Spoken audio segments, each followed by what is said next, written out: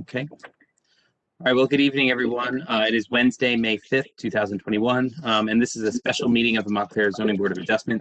Notice of this meeting has been given in accordance with the Open Public Meetings Act by posting a copy of the notice at the municipal building and sending a copy to the Montclair Times and the Star Ledger. Start with roll call this evening. Mr. Harrison. Here. Mr. Fleischer. Here. Mr. Church. Here. Mr. McCullough. Present. Mr. Moore. Present. Mr. Allen is absent this evening. Mr. Simon is excused this evening. Ms. Harris is excused. Mr. Caulfield is excused. And Ms. Gilmer. Here. And Mr. Sullivan. Okay. First, we have the resolution for the Carson property on Carolin Road. I don't have any changes to this resolution. Does anyone else have any changes? Move approval of the resolution as submitted. Second. All in favor, say aye. Aye. Aye. Any opposed? Any abstentions? Okay. And we have the resolution for the Barnes and Carter property at 321 Orange Road. I don't have any changes to the resolution. Does anyone else have any changes? I have a minor change on the second line of the first where is.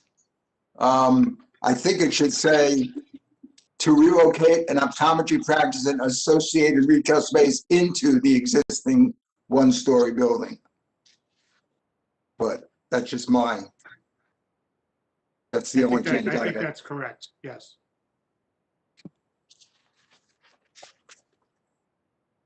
Okay, any other changes to that resolution? Move approval of the resolution with the corrections noted. Is there a second? Second. All in favor, say aye. Aye. Any opposed? Any abstentions? Okay, and then the minutes of the April 21st meeting and the Compass Realty resolution will be for the next meeting. That's correct. Okay, Graham, you want to announce the Just give me 1 second. Okay. So this is to announce that application 2730 for property at 33 Brookfield Road by Yecenia and Lagomarsino, the bulk variance for the rear addition to the building. The applicant has not completed notice, so the application will be carried to the May 19th meeting to allow the applicant the opportunity to complete all the required notice. The first application is out of Yecenia Marcos Sanchez for property at 164 Park Street. This is an application for variance to reconstruct an accessory structure in the rear yard of the property. The property is in the R1 one-family zone district. The property is designated on the township tax maps as Lot 21 and Block 2408. The variance is requested from Montclair Code Section 347-46A to permit a maximum height of an accessory structure greater than 15 feet. The variance is also requested from Montclair Code Section 347-46A2A. Permit a side yard setback for accessory structures of less than the required 6 feet. The variance is also requested from Montclair Code Section 347- the rear yard setback for accessory structures of less than the required 6 feet. Are taxes paid and this notice in order? Yes. Is someone here on behalf of the applicant? Yes, the applicant is here this evening. And Yes. Mr. Stangonis. Okay, so Mr. Sionis is here also? I am. Yeah. Okay, so will the applicants, Mr. and Mrs. Sanchez and Mr. Sionis, raise their right hands? Do you swear to tell the truth in the matter pending before the board? I do. Okay, the applicants, just give us your address for the record, please. 167 Park Street, Montclair, New Jersey, 07042. And Mr. Sionis, your business address? 8 Hillside Avenue, Montclair, New Jersey. Okay, Mr. Sionis, you're testifying in what capacity today? As an architect and planner. And your licenses are in good standing? Yes, they are. Thank you. Okay, go ahead.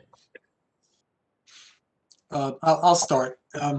So 167 Park Street is located on the east side of Park Street between Chestnut Street to the south and Watchung Avenue to the north. According to the township records, the house and the barn or garage on the property were constructed either in 1875 or 1889, depending on which tax records you look at. This application is to reconstruct a barn/garage that collapsed in March during construction. In March of 2020, our office was retained by the Sanchez's to prepare design and construction drawings to adaptively reuse their existing two-story garage/barn into a swimming pool cabana. And as you can see, Graham has the site plan. This is the property, 65 feet wide across the front. It's a good-sized property, 216 feet deep. And in the back right corner, you could see there's an existing, there was a frame garage. And like I said, according to the tax records, the house and the garage were built either 1875 or 1889. So the Sanchez's had already been working with a landscape architecture firm named Tapestry to do a master plan of their property. So the Tapestry completed drawings in July of 2019. It was a master plan to redesign the property, which included a new swimming pool, patio areas, and utilizing the existing garage/barn for a cabana for the swimming pool. The plans that Tapestry did were all based on the existing garage barn that had been on the property for the last 130 years. If you could go to drawing 8102, Graham. Sure.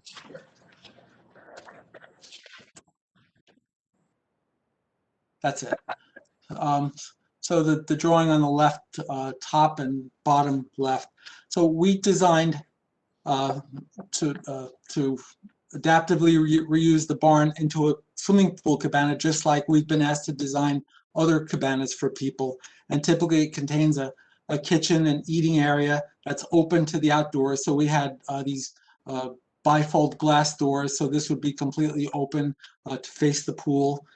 It would have laundry and changing area, so a changing room, washer and dryer for towels, and a bathroom and a towel closet, typical of many swimming pool cabanas, and then a storage room, with a hot water heater and like pool toys and other towel storage.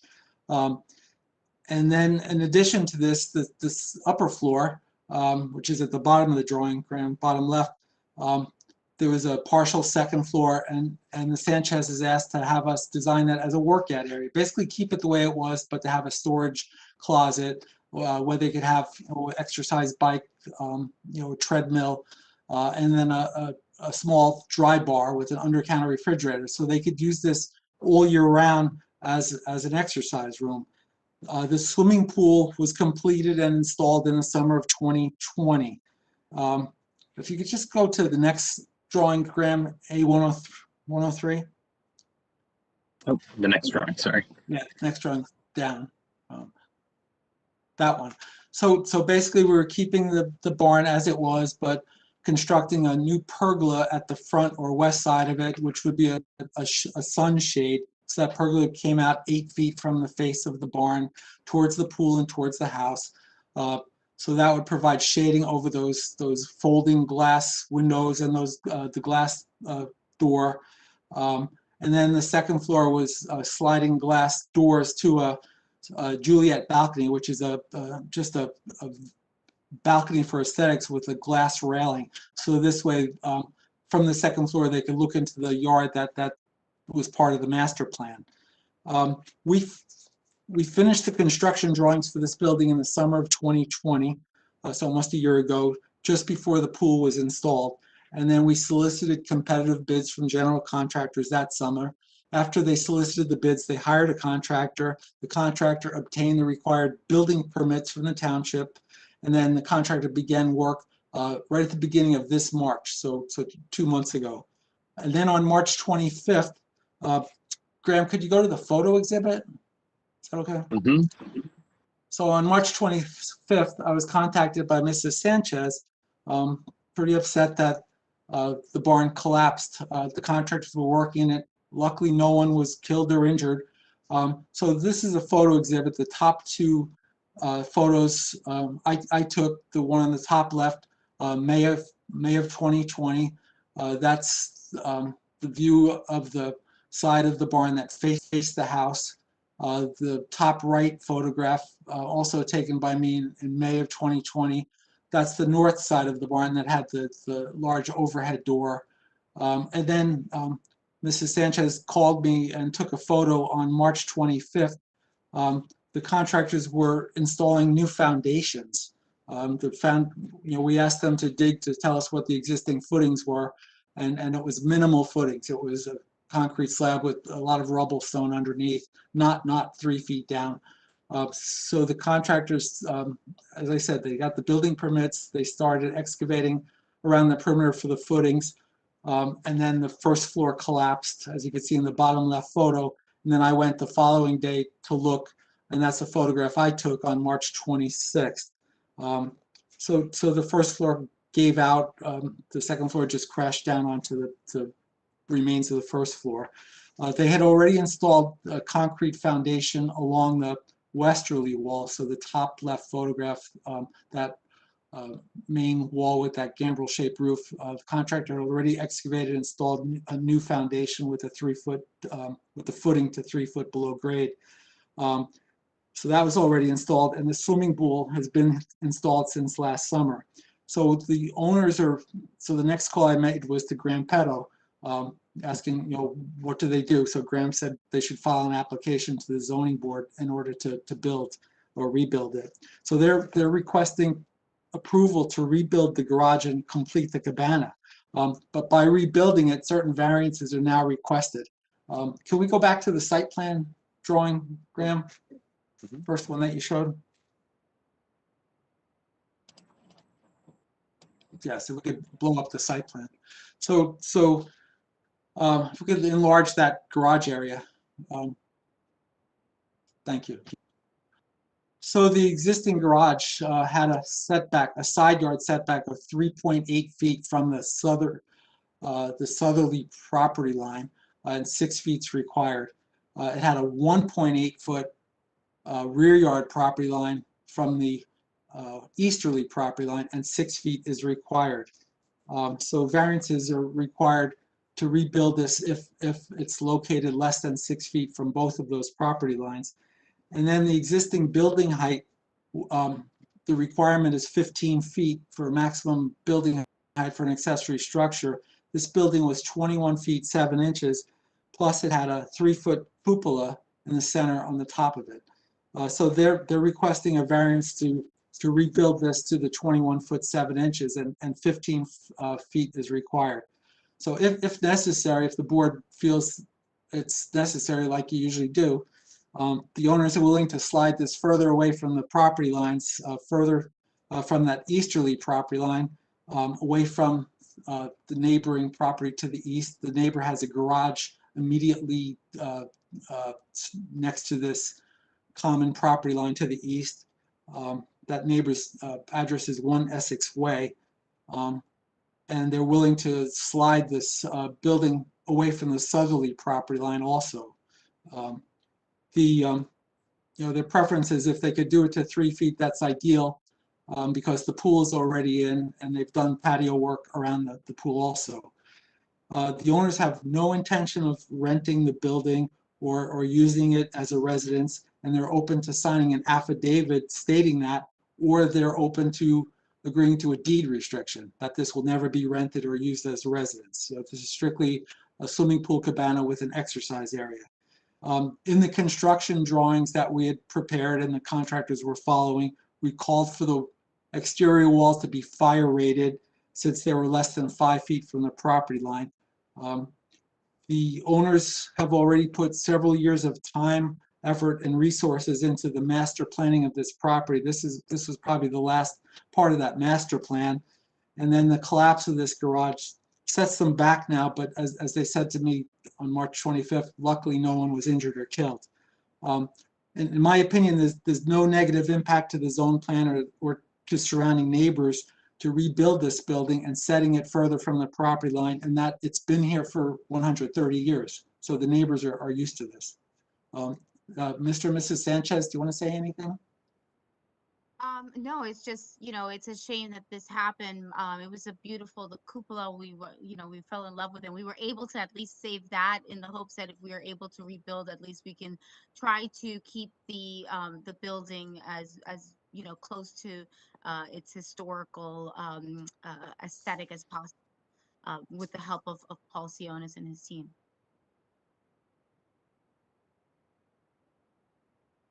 Okay, that concludes our Okay. presentation.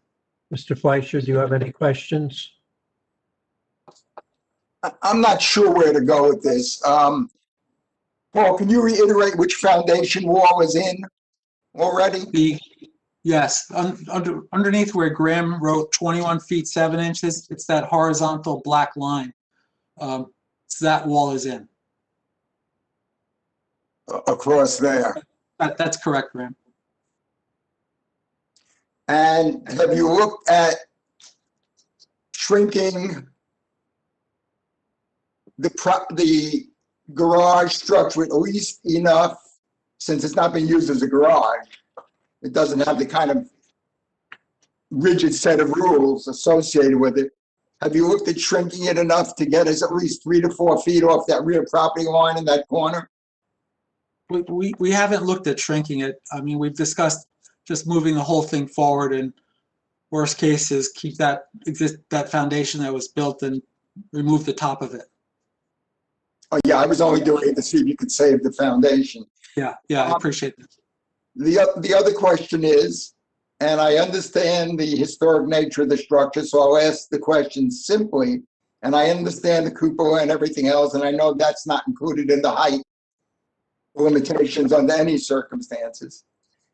As long as you're going through this, why not? And it seems like you have enough width, so I don't recall the details of the site. Could you not simply go further horizontally and put everything on one level? Set up a pit, basically a pitched roof or similar thing, and then still put the cupola on it, so it would have some of the historic elements. You save the space of not having to go up and down a stair. You put it all on one level. You've got the 65 feet or so to work with. Have you looked at that as another option? And if you haven't, that's fine. I'm just trying to understand what you looked at. We looked at that. We feel that could be done. We looked at the calculation for the rear yard coverage, and we feel that this could be, if we had to, it could be a 1-story building that complies with the 15-foot height. Put the cupola back on it, all on one floor. That's a possibility. That's all the questions I have at the moment. Thank you. Mr. Moore, do you have any questions? Not at the moment. Mr. Church, do you have any questions? Hang on, Mr. Church, you're muted. 1 second. Go ahead, Mr. Church. The question really concerns the fact that why couldn't this be grandfathered, since it was 130 years in one place, and it through no fault of anybody's, it fell down, and they just were. I think that my feeling would be just to move it off the back boundary, move it forward a bit, and that would be sufficient for me. I think that the restoring that building to what it was before stays with the flavor of the property. I don't believe that any changes should be made to the way it's constructed. I think it's fine. It's just that if there's really a problem with staying within the setbacks, then move it forward from the back property line and keep it pretty much the way it was. So that's my comment and inquiry. Thank you. Mr. McCullough, do you have any questions? Just a couple of questions. One of them is, what's the, and I don't know if I'm hearing hesitance or not, but what's the hesitance of moving the garage forward as opposed to trying to build in the exact same location? Well, oh, go ahead, Please, Paul. please. Sorry. Oh, go ahead, Jesse. I was just going to say it's just because we have already put in the time and the effort and the financial resources into the foundation work, and so that's the only hesitance. But as Paul had mentioned, we are willing to compromise in if need be. So if you were to move it, how much of that foundation that you've already laid would be exposed? If we moved it, we would be covering that foundation cover it. that was just installed, yeah. Okay. So your concern is really more about duplicating work. Correct. And I'll just add to that. We've done a lot of construction to the house in general, and one of the things that we've done is we've made it a point to restore more than replace. Hence why it's taken us a long time with our master plan to get things done, because we've been trying to keep the aesthetic and historical as much as we could for the house as much as possible. Something to consider. Yeah, I certainly understand that, when you're dealing with restoration, that sequencing the projects is very tricky, and you don't want to end up having to redo something that you've already spent a lot of time and energy and resource to make happen.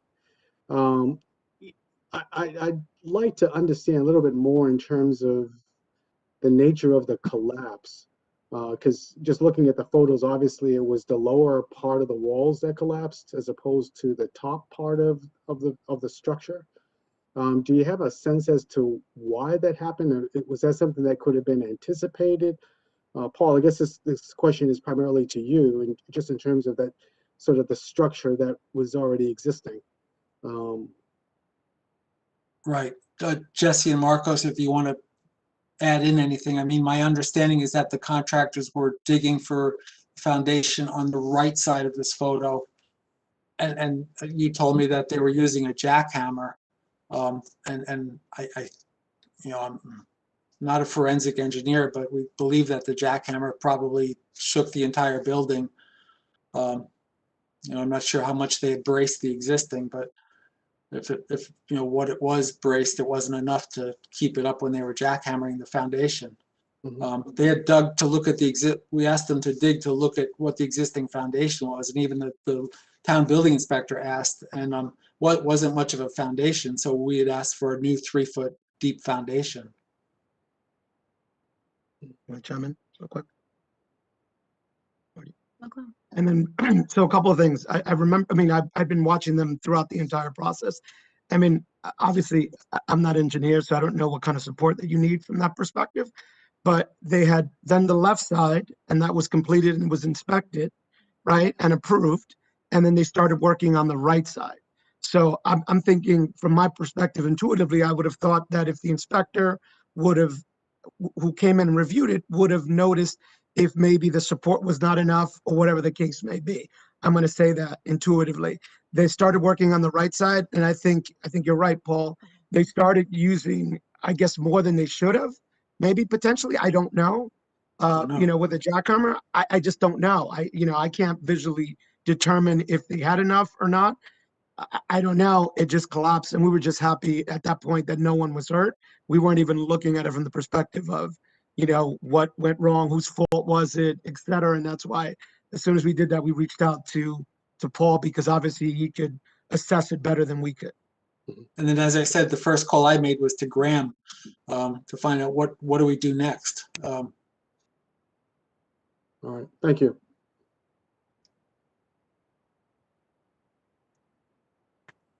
Sorry, Mr. Harrison, I muted you. We're getting some background feedback. Okay. Ms. Gilmore, do you have any questions? Yeah, I just have one point of clarification, I think, from Mr. Sinus. Sionis? Sionis, yeah. Sionis, sorry about that. You said that something about the neighbor and the position or location of their garage? Garage, Yes. correct. Directly behind this garage is a two-car garage belonging to the property on Essex Way. So Essex Way is a little private cul-de-sac off of North Fullerton Avenue. So And how many feet from the rear of the applicant's yard between the two garages? I do not know. Jesse or Marcos, would you know? Their garage, their two-car garage sits right on the property line, Okay. It's maybe like, maybe a foot and a half, 2 feet, maybe from, even 2 feet from you know, where that fence is. If you go to the picture, only a foot. a foot off of that beige fence. Then you have a real problem, because if they're a foot off the stage, they're on your property according to the dimensions that are shown there. It seems like it's very close. I don't know the dimensions. It's probably a few feet. It's probably, but you can walk through that path, is what I could say. Okay, I so you're saying that they can, you can walk between the two, because I see You the fence definitely can- there. I mean, it's not what anyone does, but it is now possible. Yes, you could definitely walk through it. Currently, okay. That's all. Mr. Chairman, can I ask one more question, please? Yes. So just following that same line of questioning, the proposal calls for a window that would be overlooking your neighbor's garage, is that correct? No, it's not. The back side of the back side.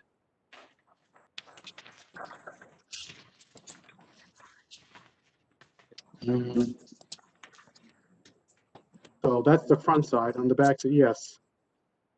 So what- That window is existing already. Yeah, we weren't, that was there already for the original. That's Okay. all. That's So in the my original structure. So my question is, in terms of the original, was there anything up on that level? So the second level, John? Yes. It was storage, correct? Jesse and Marcos? Correct. Whatever we couldn't fit in the main house just got thrown in there. Yeah. Okay. So, but on the new proposal, that will be usable space. Is that correct? Correct. That'll be an all year round exercise room. Yep. So what is the potential of violating the privacy of your neighbor to the rear? Well, they have a two-car garage directly to the rear. And as was just said, it's pretty close to the property line. Mhm. So this looks out onto that two-car garage.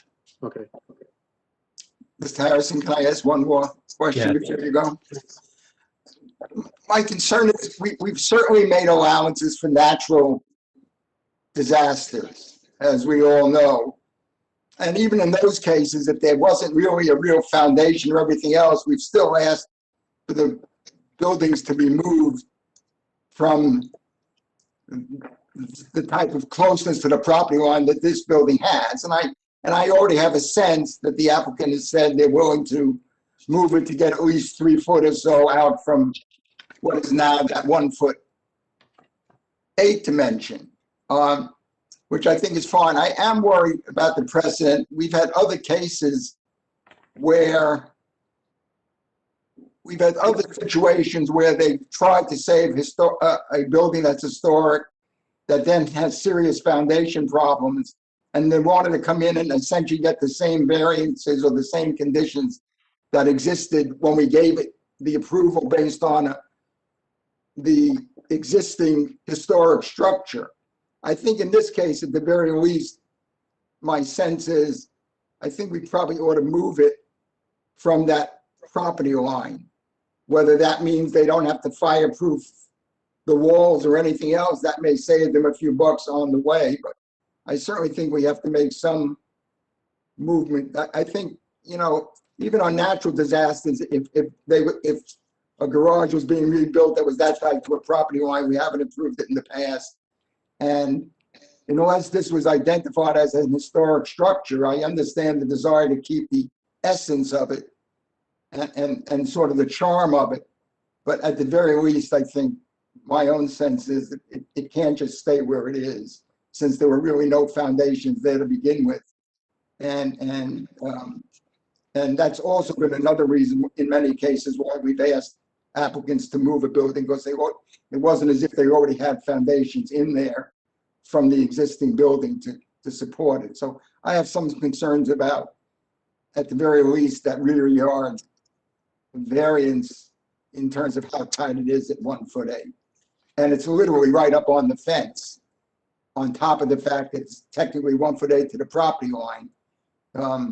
It's literally right on the fence. So there's no access to really get around it, unless I'm misreading what is represented there. But if that is the fence line, then the fence is at least a foot or so, a foot or more into their property. So I'm not sure that's what I'm reading, but You're correct, Mr. Fleischer. You're correct. so at the very least, I think we have to at least move it forward, even if we were willing to grant the height based on the fact that it once existed. I'm equally concerned about the height issue, but let's hear what others might have to say further. That's all. Thank you. Okay, let me follow up. If the fence is their fence and it appears to be a new fence, is that correct? It is not our fence. And it's not a new fence. That fence was there when we purchased the property, and it's not. It's the fence belonging to. Your neighbor? It could have been us. I don't know. We didn't put it up. It was existing already. But that is the neighbor's fence. That is not our fence. Okay, but there's the portion that goes alongside. Yeah, it looks like it's on our property, but it's not. Okay. It's on the line. Okay, but have you discussed that? I mean, I'm partially, if it's their neighbor's fence, and I'm also concerned with, how are you going to build the structure without impacting their fence? Well, we've already before we started construction, we submitted a notice to them and made them aware of that we were constructing and doing a pool cabana there, and they were very amenable and allowed the construction team to remove a part of that back fence so that they can have the space to dig out the foundation. Okay, so they did. Okay, and did they? Okay. Paul, just to follow up on the window in the rear, I mean, that window is going to be higher than the garage next door. Is that correct? That's correct. But behind that garage is basically a driveway and a parking area that serves both that garage for the house there and the house that's immediately to the east that borders on North Fullerton as well as on Essex Way. Is that correct? That's correct. The house on the south. Yeah. The window will not be looking into a backyard in a normal sense of the word. Is that? That's right. That if someone stood to look out this window, they would look at the garage roof and then the paving of the driveway and that cul-de-sac or street, one Essex Way. Okay. And my understanding from your testimony is the building is going to be both heated and air conditioned. Yes. Okay. And I also think we have to move it to be 3 feet away. I think you have some options. There's shrinking it there. You could cut the corner out or you could just move it forward. But I think there are some options. If you move that closet for towels there to another location and move the bathroom back, that would probably give you the 3 feet, just to have it not a perfect rectangle there. And I think the second floor could be made to work with that as well. But I'll leave that to you, but I think we're likely to require the 3 feet. But it's, it goes fairly quickly away from the property line. So I leave that to you. Okay, any other questions from members of the board? Are there any members of? Oh, I have a question. Yeah. At any point, do you plan on having anyone live in this garage or renting it No. out? Okay. No, Would you have an issue if we made that a stipulation? Absolutely not. You can, we've noted that, Paul noted at the beginning, we would we would not Don't have- have a issue. with, whatever we need to do. Yeah, No Okay, one thank can you. live in that property. In that structure, excuse me. Any other board member questions? Okay, are there any members of the public who have questions, comments, testimony, anything whatsoever you want to say about the application? Now is your chance. You'll be unmuted and allowed to speak if you want to comment on the application. Okay, so all members of the public now participating, I will be unmuting all the lines. Please state your name clearly, and then I will get to you, and I will bring you into the meeting to ask your question or make your comment. Okay, I'm now unmuting all your lines. State your name if you have a comment or a question.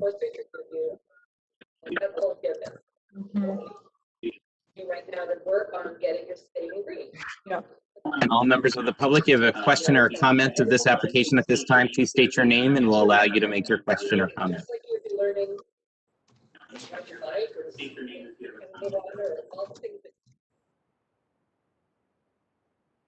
Okay, Mr. Chair, I'm not hearing any at this time, so.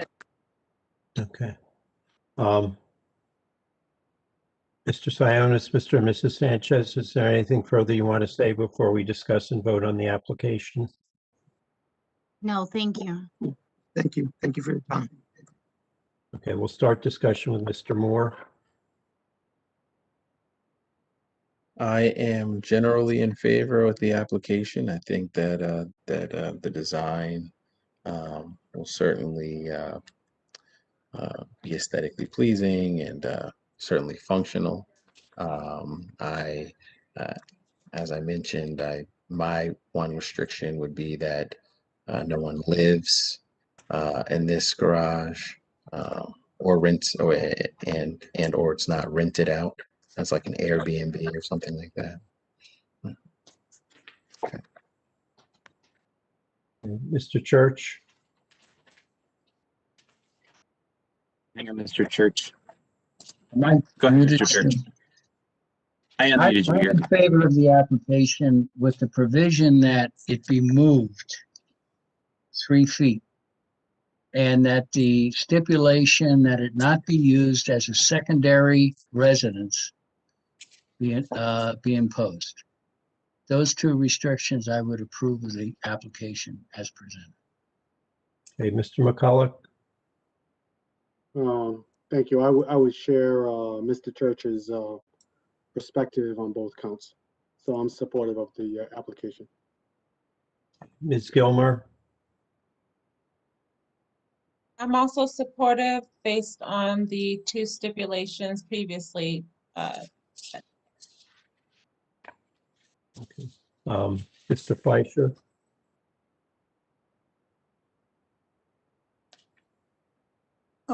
I'm also basically in favor. If the fence on this drawing reflects where the fence is, I think it has to be moved in 3 foot at least from the fence. The essence of the 3 foot that we've established as sort of an alternative to the 6 foot that's required is for the ability to go behind it, clean it, maintain the area.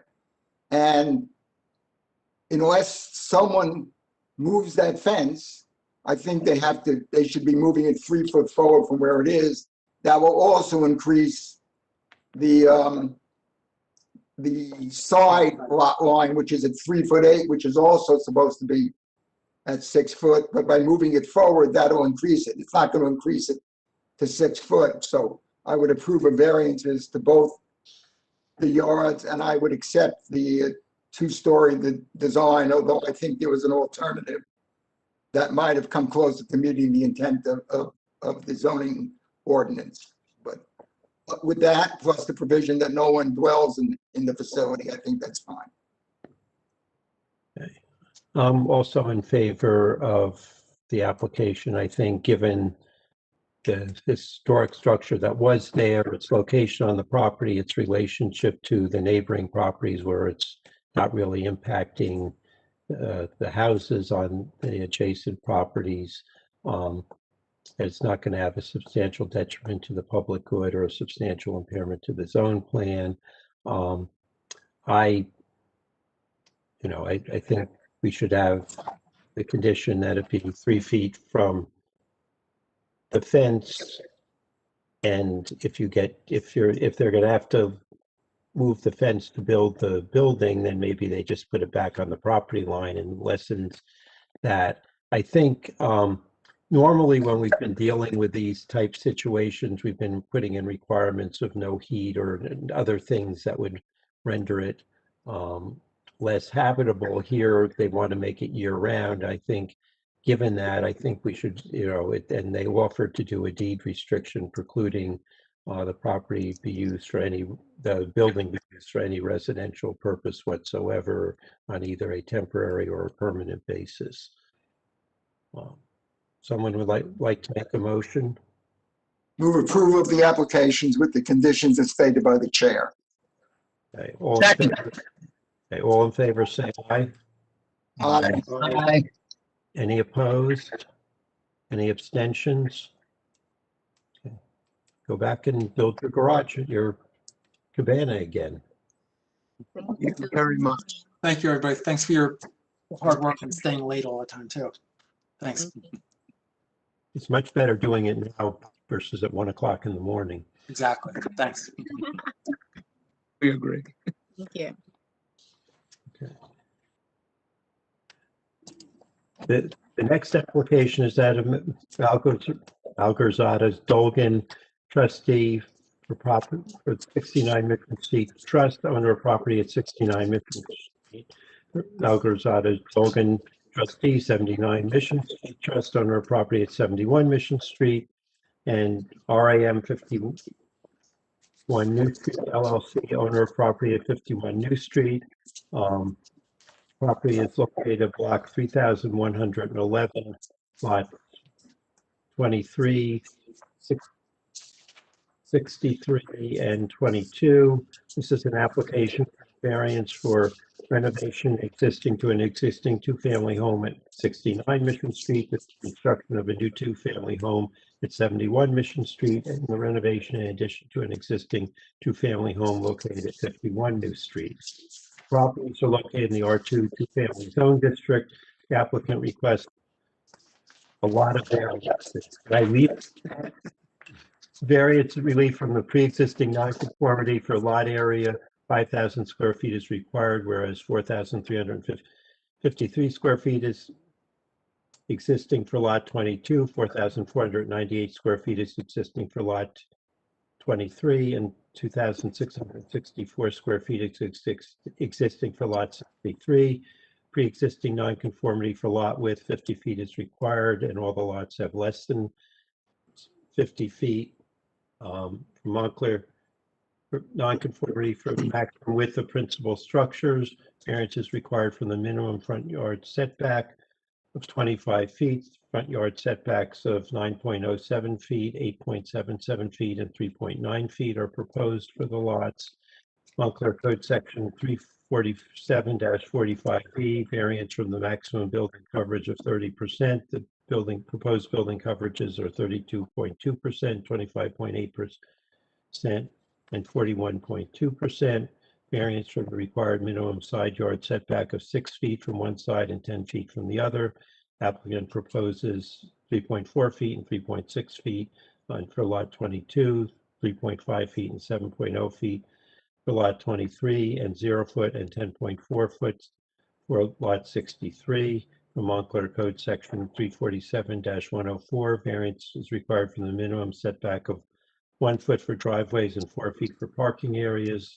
But a 0 foot setback for driveways and parking areas is proposed. For Montclair Code Section 347-101, variance for the required number of off-street parking spaces. The applicant proposes 3 parking spaces where 4 are required for lot 22, 3 parking spaces where 4 are required for lot 23, and 2 parking spaces where 4 are required for lot 63. for Montclair Code, Section 347-100, a variance from the required minimum rear yard setback of 30% of lot depth. The applicant proposes the 28.1 foot rear yard setback for lot 63. The applicant requires a waiver of site plan standards from the following sections of Montclair Code, Section 281-9B, to permit parking spaces 9 feet by 18 feet. From Montclair Code, Section 281-91, waiver of the minimum two-way driveway width of 18 feet. The applicant proposes an easement for a shared two-way driveway on lots 22 and 23 with a width of 10.4 feet. Are taxes paid and is the notice in order? Yes. Okay, Mr. Viteri, are you Good ready to evening. go? Yep, already, Mr. Chairman. Thank you, Chairman Harrison, Vice Chairman Fleischer, members of the board, John Veteri, entering my appearance on behalf of our applicants, 3 applicants tonight, 69 Mission Street Trust, 71 Mission Street Trust, and Ram 51 New Street LLC. Mr. Chairman, you did a good job reciting the variances that we're seeking tonight, so I will not rehash that, and we'll be speaking about them in detail as we proceed along. As we've seen, and this developer has significant experience, as you know, working within this neighborhood, and the lots are very tight. I think that you'll see, I hope that you'll see that we've learned some lessons over the last several applications and integrated that into the plans tonight. Currently, all 3 of the properties are in significant disrepair. Parking is an issue on all of the properties, and significant improvements have been made all the way around, quite obviously by the picture that's up on the screen right now. So what I'd like to do is, we have our architect here, Mr. Adam Lasota. I'd like to bring him up and have him sworn in, and then we will qualify him as well. Mr. Lasota, would you raise your right hand? Do you swear to tell the truth in the matter pending before the board? Yes, I do. Just state your name and address, please. Absolutely. It's Adam Lasota. My address is 2650 Frankfurt Avenue in Philadelphia. Thank you, Mr. Lasota. If you would, you have been qualified by this board before, but please run through your academic, educational, and professional experience. Okay, thank you so much. Yep, I went to NGIT in the architectural program, got my B.Arch with honors in 2012, received my architectural license first in the state of New Jersey in 2018. Subsequently, very soon after, I received through reciprocity my architectural license in the state of Pennsylvania, and both of those state licenses are currently in good standing. Thank you. I submit Mr. Lasota as an expert in the area of architecture. We accept. Thank you, Mr. Chairman. Okay, Adam, lots to talk about tonight, so I'll let you take it from here. Thank you so much. Great to see everybody again, and we have another beautiful project in front of you. It's the 3 at 69 Mission, 79 Mission, 71 Mission, and also at 51 New Street. The big thing here, as you can see with this rendering on the screen of the street view along Mission Street, there is a street tree that I did not show because it was blocking 71 Mission Street, but our civil engineer will get to that. So mainly here, the big overarching kind of concept about this is to try to keep as much of the existing structures as possible, with the inclusion of only one new proposed structure, which is the 71 Mission Street. Here on the rendering, it is the building on the left. The one on the right is 69 Mission Street. We are keeping that one. We are simply going to be renovating it and adding an addition to the rear in order to propose a more interesting architecture and also a better interior layout as well for each of these 2. So Graham, if you kind of go to the next page for me, please. So this one is the rendering along 51 New Street. Again, it has that same overall look to the outside. We're proposing a board and batten siding on the 2nd floor, and then of course hardy plank siding on the lower and on the sides, and carrying the white theme also on the dormers as well. I know we had a previous comment on a previous application that, you know, those seem to be a little bit dark and heavy, so this way we kind of kept it nice and light. So Graham, if you go to the next page for me, please. Here, I wanted to show some perspectives, especially in the aerial view, because we're proposing these 3 projects together in one big application. I know it's a lot.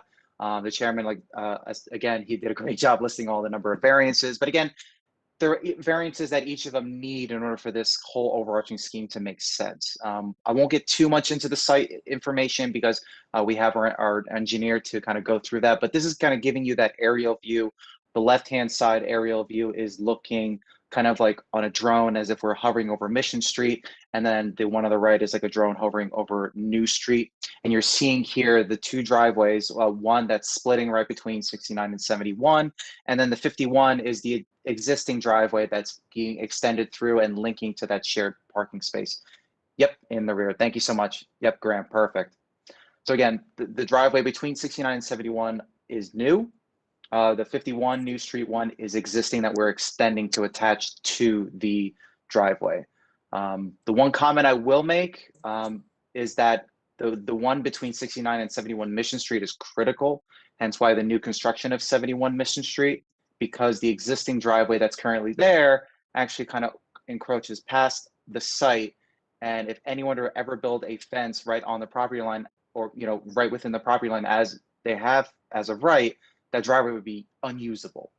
So that was one of the main things in starting the design of this project. So that being said, Graham, if you go to the next page, I want to kind of explain 69 and 71 Mission Street, kind of go through the floor plans, the elevations, and the sections. With this, so the basement floor plans are similar to some previous applications that we had submitted. No bedrooms in the basement. No, actually, Graham had informed us that there is actually an ordinance in the housing code that prohibits the use of bedrooms within the basement under strict stipulations. So we don't even want to deal with that. We just want to provide finished basement spaces for recreation, whether it's a home office or whether it's just a gym or whatever the people need, and then lend them the flexibility for that space and provide a full bathroom there for each of the units. The units are also done similar to a previous application at Washington Street that we had proposed a while back, where it's 2 units per building.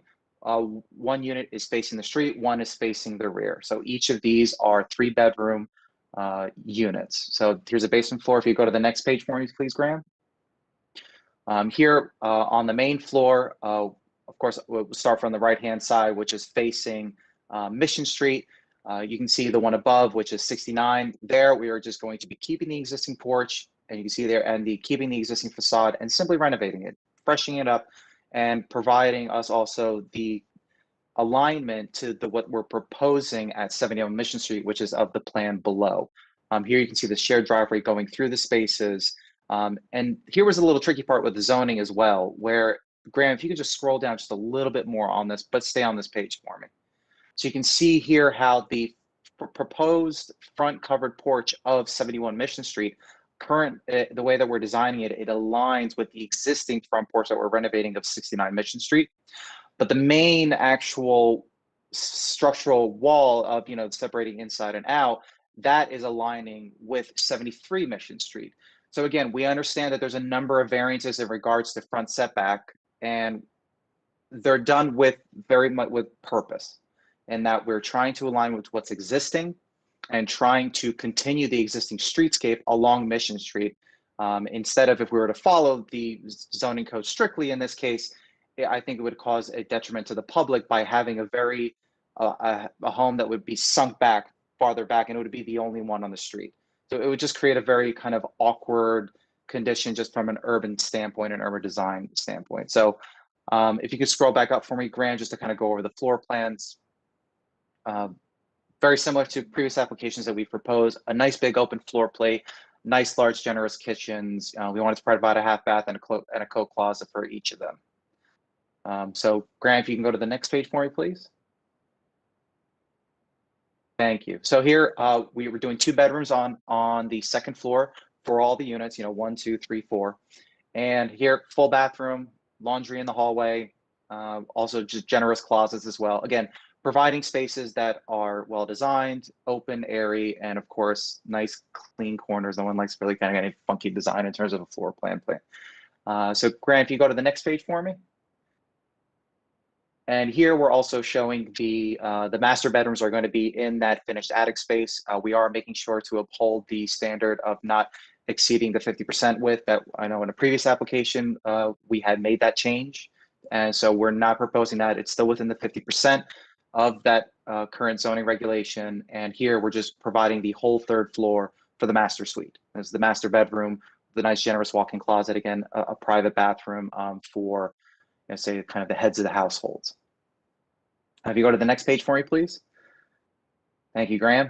Here we have the front facade and the rear facade, the front on the left. So here you're seeing that driveway going through, right and left-hand side. Again, similar materiality. One of the things that we wanted to change here is kind of the way that the windows are laid out. So again, they're similar, but yet different, right? We didn't want to just do the same copy and paste. We wanted to really kind of give themselves a little bit of difference, but still using the same materiality to show that, these two are kind of bookending the driveway that we're proposing. And here you're seeing on that front elevation, you're seeing the front porches that are completely covered all the way across. You're also seeing some up and down sconces for some lighting and just for really kind of brightening it up the front facade. And you're seeing the little sconces on the side there to making sure that we are illuminating both the walkways that we're proposing on the ends and also for some lighting also on the driveway as well. We don't want to create any kind of dark corridors for either people walking by or, of course, for vehicles driving to the parking. So if you can scroll over to the right for me, Graham. And here are the rear facades, again, similar to the fronts, not as adorned, but still having a small covered entryway and still using the same materiality. We're not switching to any kind of different materials on the sides or the rear. And again, a different, same flavor, but with a little bit of a difference in the window schemes. So you go to the next page for me, Graham. And here are those two, the longer facades, right? So you see these are for 69 Mission Street. Again, the top one is along the driveway. The lower one is on the side elevation, which is along that walkway that we are providing so that people are not walking up the driveway. I know that was a nice lesson we learned also with Washington Street. So we're incorporating that here as well. Next page for me, please. And of course, here's 71, same thing. Both side elevations, driveway elevation, walkway elevation, providing those lights there and to make sure that we're illuminating those avenues. And you're just seeing the kind of that same language and materiality carrying through with the hardy plank siding on the first and second floors, and of the dormers, we're including that same vertical board and batten white siding. So next page for me, Graham.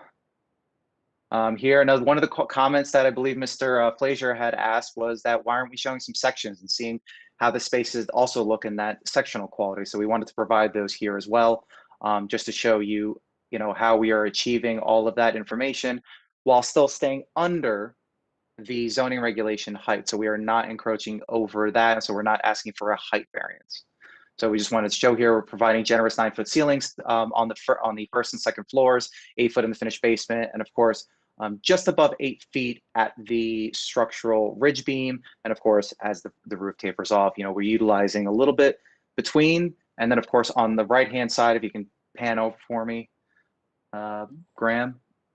So here where we're doing the dormers, lifting up the roof, being able to expose that space, really give those master bedrooms the not only the floor plan, but also the height it needs to make sure it's a full space. So next page for me, please. And we also wanted to show a section through the staircases showing that, the locations of the dormers, how they relate to the entire design and a sectional quality, showing how we are utilizing almost every square inch and every space we can, and still maintaining code necessary height restrictions such as that 6'8" headroom, which you're seeing along the staircases here. We're not showing the railings just because we don't want to muddle the drawing too much. Of course, we will have those, make sure that proper railings and proper things to grab onto. But for the sake of this drawing, we wanted to show how, in terms of not only are we trying to be as efficient as we can in the floor plans, but also trying to be as efficient as we can in the sectional quality as well, really to the benefit of the future tenants. Next page for me, please. And again, 69, 71 Mission Street, those two sections, again, very similar in terms of their overall layout, keeping with that same, maximizing the potential of each of these sites. So next page. And here we're now switching gears. We're going to 51 New Street. Here we are proposing that addition on the rear. Currently, I'm not 100% based on the property surveys that we have gotten. The planned south wall right here, which is actually the western wall, existingly encroaches over the property line. So it's there. We want to be able to use it. So we're going to build on top of it. But what we're proposing, which is how you see the foundation step, is well within our property. So that was one thing that we wanted to kind of make sure to do. And with that issue, we're going to kind of work around that. Use that as just a basis for design and kind of work within the constraints that we have. So if you go to the next page for me, please. So here again, finished basements, just finishing the basements, similar to 69 and 71.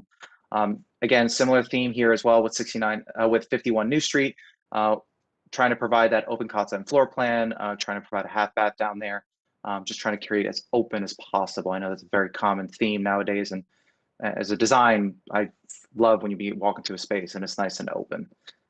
So next page for me, please, Graham. So here, again, 2 bedrooms on each floor, similar to the layouts that we've shown in the Mission Street ones. Again, laundry, full bath, 2 bedrooms, one with a bigger closet. Even with a little bit of the awkwardness of the fact that jog happens on that western wall here, we're still creating a good design. We're kind of utilizing it for more storage, and you can still see that we still design around that issue and created still generous sized bedrooms for each of these units. So it's not causing a detriment to either of these. And then next page for me, please. And again, similar to the Mission Streets here, again, master bedrooms. The master bedrooms take up that whole finished attic space, again, with a generous bedroom, a generous closet, and of course, generous private master bathrooms. So next page for me, please. Here, just showing the facades. We have the street facade, again, same flavor of the Mission Street pair, but facing New Street. It's that same vertical board batten siding, but a little bit different arrangement of the windows. And what you're looking here is that 51 New Street, the lot line condition. Again, we're just providing the siding. It's going to be a fire rated wall as it needs to per code, but still carrying that same materiality around the building. And then next page for me, please. And here you're seeing the facade of the street driveway. Again, you're seeing the little black square sconces we got there. We want to make sure we're illuminating the driveway, that existing driveway that we're repurposing. And of course, you're seeing that rear facade, similar to how we had proposed with Mission Street. Again, same high quality materials with a little different of a window arrangement than what we had on the front facade along New Street. So if we go to the next page for me, please. Again, we wanted to show some sections about how all of this is working out. You're seeing the cross section towards the front of the building, a cross section through the dormer, and finally on the right-hand side, a cross section at the rear, where the whole home kinks, in order to make sure that what we're proposing as new from foundation up clearly is within our property. And then last page for me, please. And then same section here, we want to show it through the staircases and making sure that we're kind of utilizing as much as we can in terms of efficiency of the design. So that's all I have. Thank you so much for listening. And thank you, Adam. Great job, very detailed. I have no further questions. I have some legal issues before we go much further.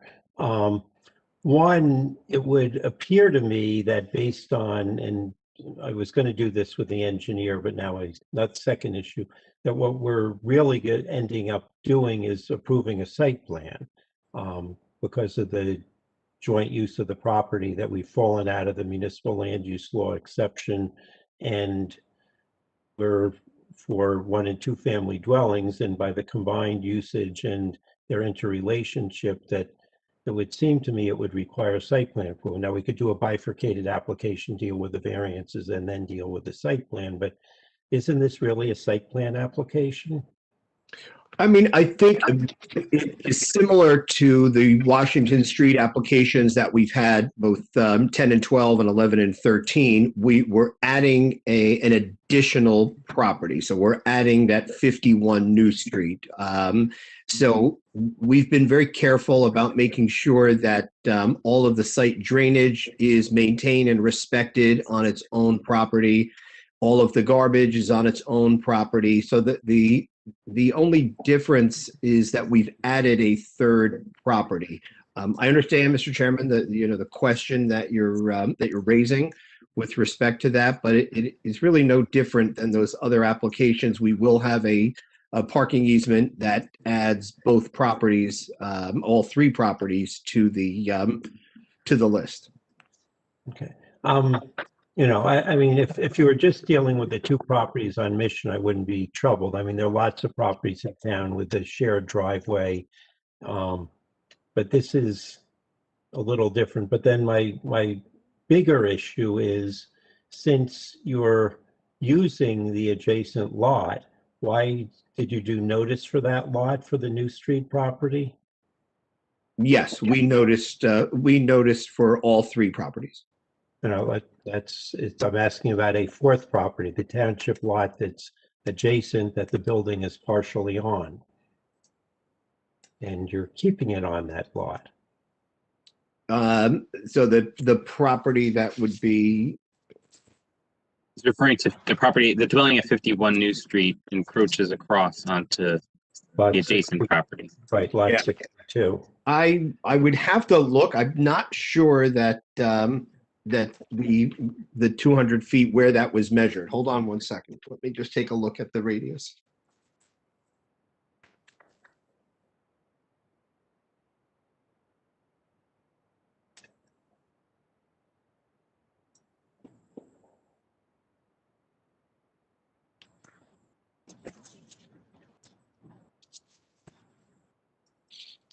So it appears that the notice is just for the three properties. It does not include the township, property.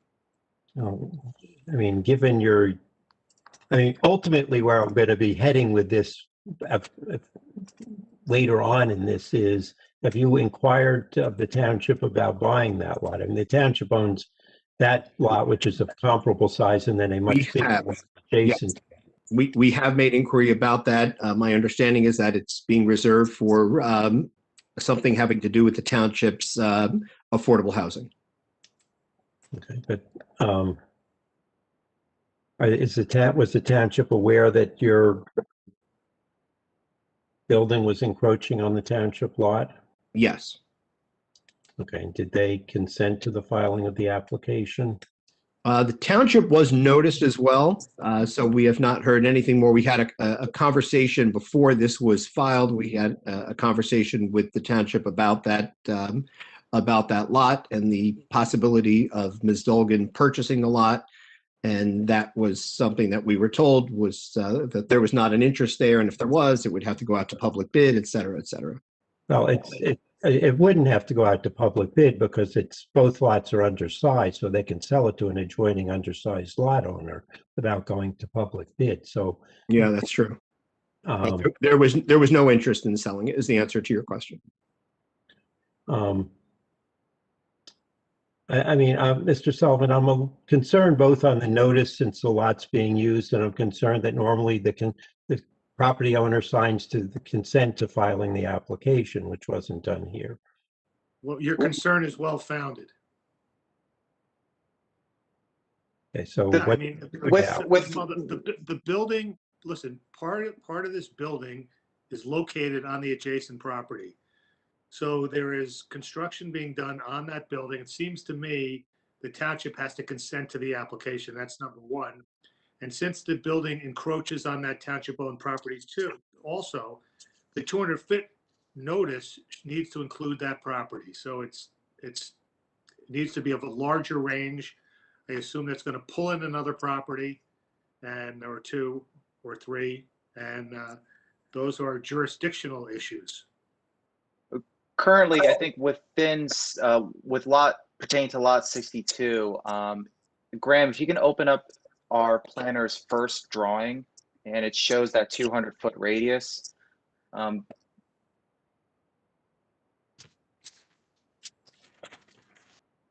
Which It should be on the first page of our engineers. This is the engineer's exhibit. Yes, that was just a change to. There we go.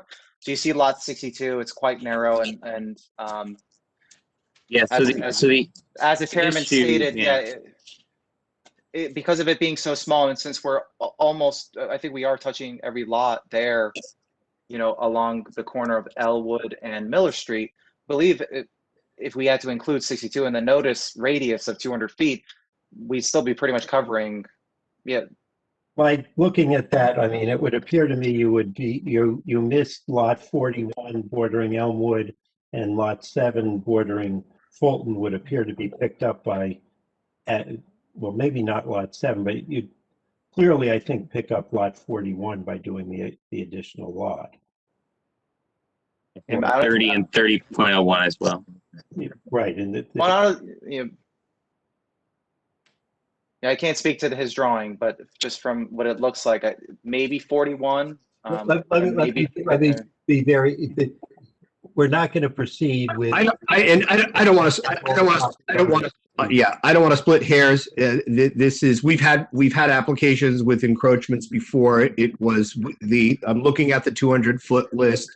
You know, there's no reason, for us to proceed if you believe there's a jurisdictional issue. And I think the point that you raise is a good one. So I think that needs to be corrected, because we don't want to go through this whole process and then have any cloud on this that there's a jurisdictional problem here. So that was an omission. We did not notice with respect to the encroachment onto lot 62. And it's something that, frankly, we could easily correct before the next meeting. So I'd like to have that. With regard to the consent that you're looking for from the township, just let me know exactly what it is you're looking for on that.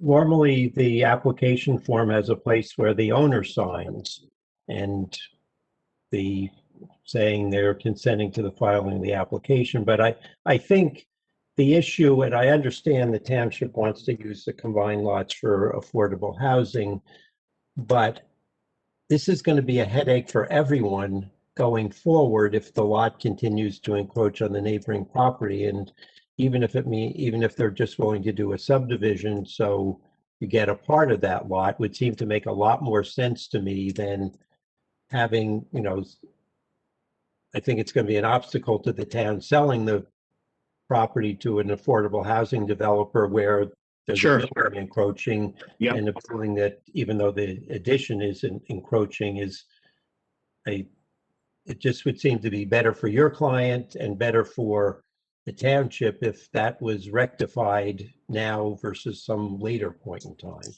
May I ask a question, please? Yes. I'm concerned about the combination of these 3 lots as if they were 3 independent lots. This seems to me to be a singular development that ought to require site plan approval. All of the parking for lot number 63 takes place essentially on the other properties.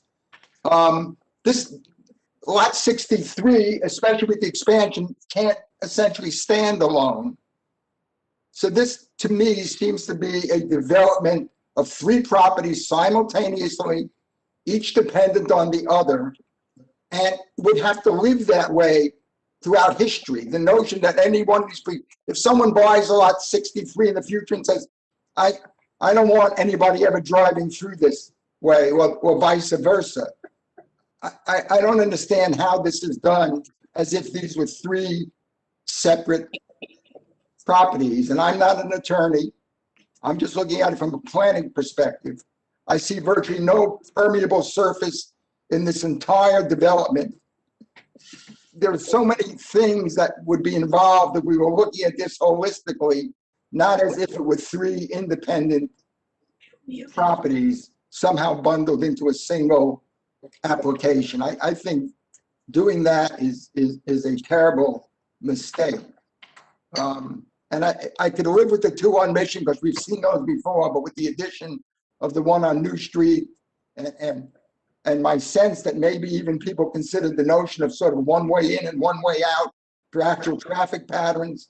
This looks to me as if it were which might be logical, in fact, but this looks to me as this is a single development and can't be treated as if it were three standalone properties, because in that case, I feel there's much too much building being done on site 63. So I want the applicant, if they're going to renotice and everything else, I think that has to be considered.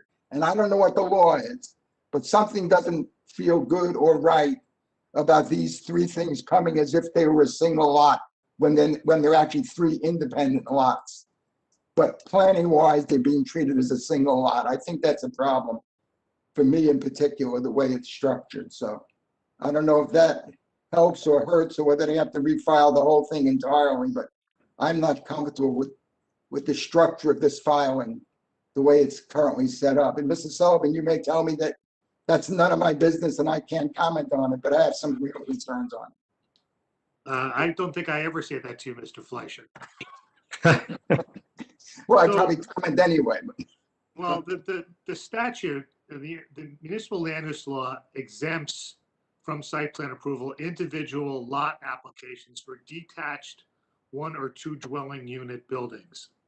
Now, these are two dwelling units on two dwelling unit buildings on individual lots. They have to be interrelated as far as function, but I'm not so sure a site plan application is required. I know it just feels odd with this application, but my position is I don't think they need site plan approval. But I guess my question is, could lot 63 stand on its own? It can't possibly stand on its own. But they're on individual lots. I guess I understand that, but one of the lots can't stand on its own. It provides zero parking when they're claiming the parking on the other lot. The whole thing is combined as if it's a single development. So maybe it's not technically wrong, but I have some real problems with it and would not feel comfortable the way it's structured right now, voting in favor of an application like this. So I have some concerns, and I want to express that before they go back and essentially come back with the exact same thing. If there's a way of dealing with that issue, fine. If the answer is there is no solution and vote whatever you think you should vote when the vote comes, then I'll do that. But I'm not comfortable the way this is structured, with each lot being so interdependent on. There are three lots that are independent on each other. There are not just two lots that are dependent on each other like we've had in the past. These are actually three lots that are totally interdependent on each other, which for me creates a real problem in my mind. So if I may answer some of the questions, and I appreciate your comments, Mr. Fleischer, and you're right, this is unique in that we're now adding a third property and it connects to another street. We did submit a site plan. It's my opinion that we don't need site plan approval on that. All of these they're all separate, unique lots, and we've respected that. And the connection to them is the cross easements, the easements that we have by way of parking and ingress and egress that we would develop on the sites.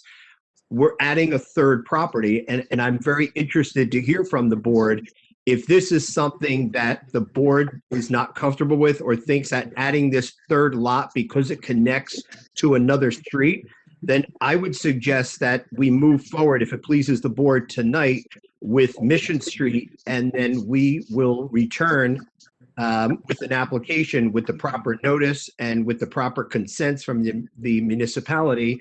It certainly alters what we're doing by way of cutting off the access, and it only allows for parking most likely the way it is currently established on 51 New Street. But that is something, if it pleases the board, I believe we could proceed with at least the properties on Mission Street.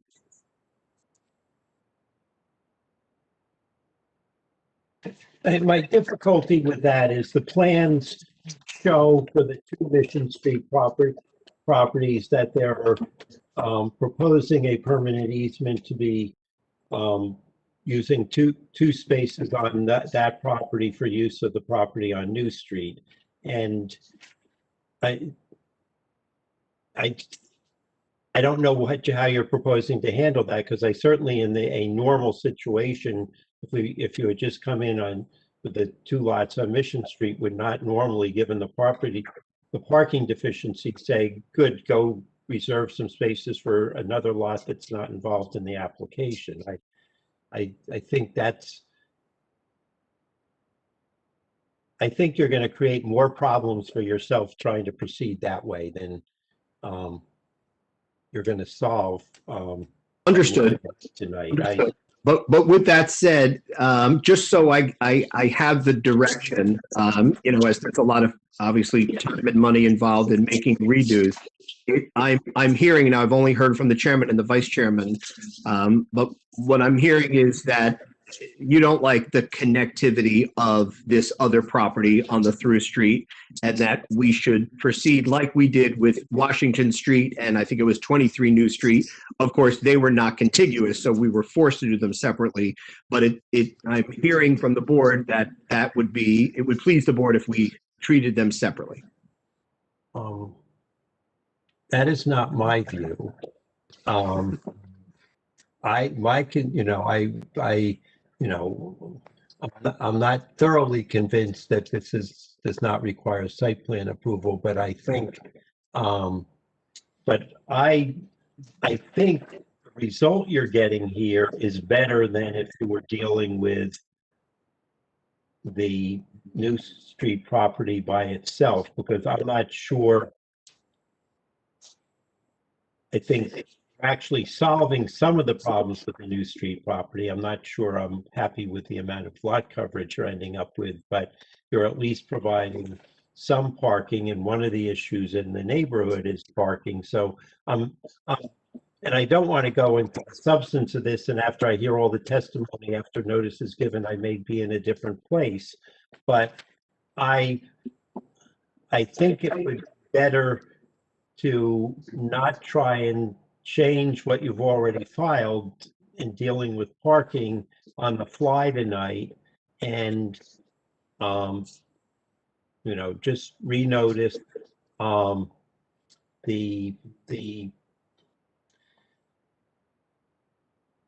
and get the consent of the township, and let's proceed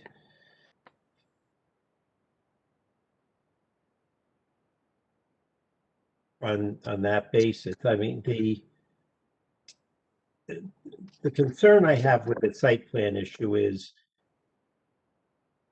while they are located, and I don't want to push you to eliminating the parking for New Street on the Mission Street lots, and to avoid this there's a bunch going on with if you would come in with a vacant piece of property that was one lot that extended between the 2 streets and proposed 3 dwellings, which would probably raise some other issues, no question be site plan. And I'm not, but I think the real issue there is, is this getting a full stormwater review, which is of concern given the amount of impervious cover that's being added. And then, if it gets a stormwater review, I think I'm content and do that. But my preference is you renotice. I'll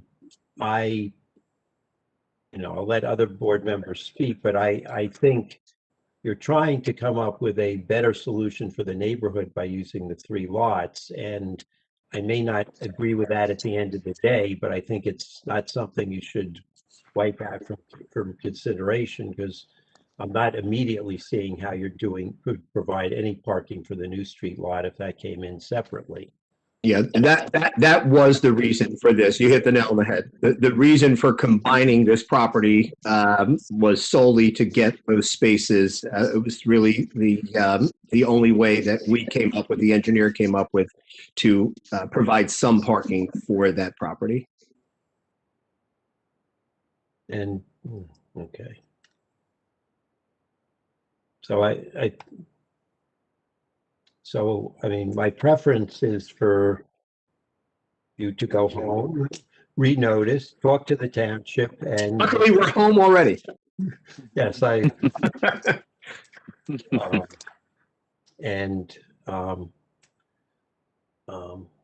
we'll see you in how, I'm not sure you're gonna get the notice in time to be on in 2 weeks, but we'll see you either then or in June.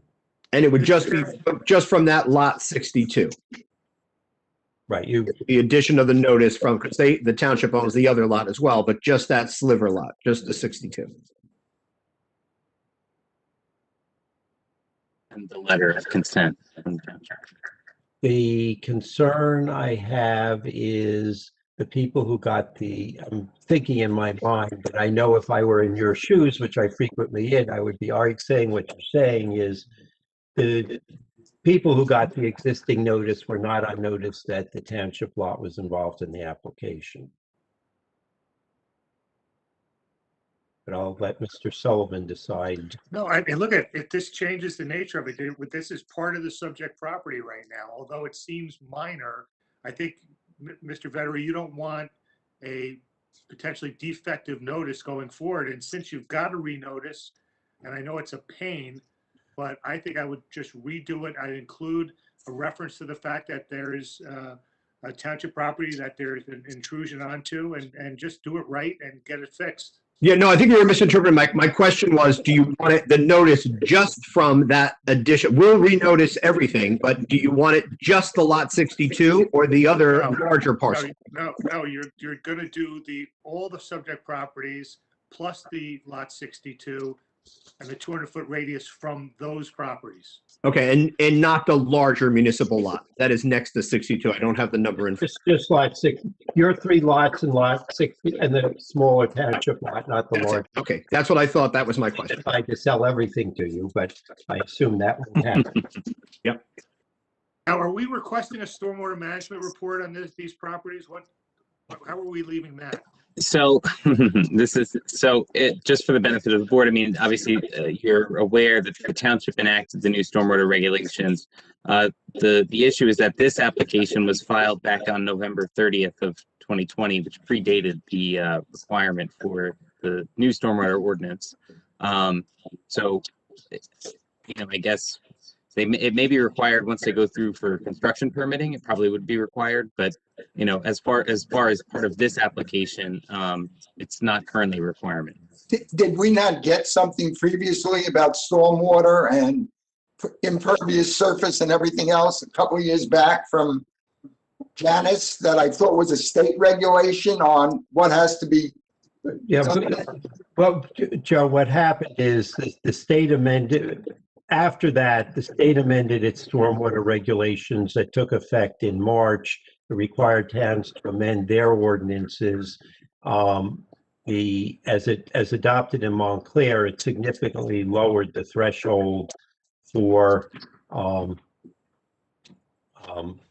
when you had to address stormwater, lowered it down to 250 square feet. What the DEP regulations did and the township followed was it gave the DEP regulations were adopted in March of, 2020, but they took effect in March of 2021 to give everyone an opportunity to, in a not nice way of characterizing it, to rush in and get the approvals under the old rules.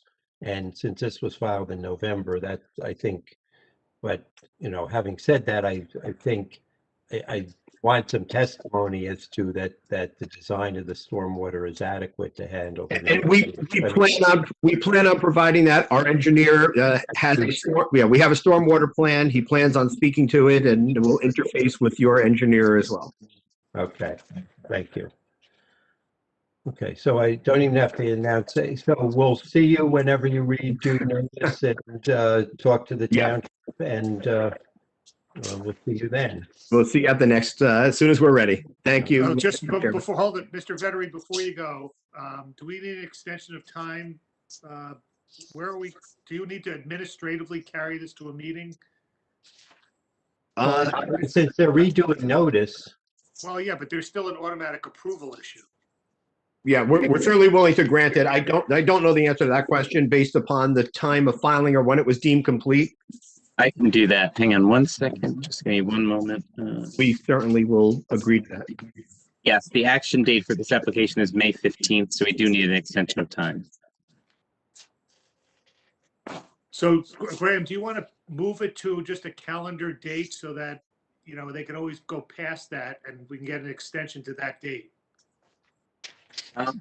Yeah, we can certainly do that. I mean, we can do to the June 21st meeting of the board. Okay, Mr. Vettery, you'll consent to an extension of time for the board to act until that June 21 date? Yes, Mr. Sullivan.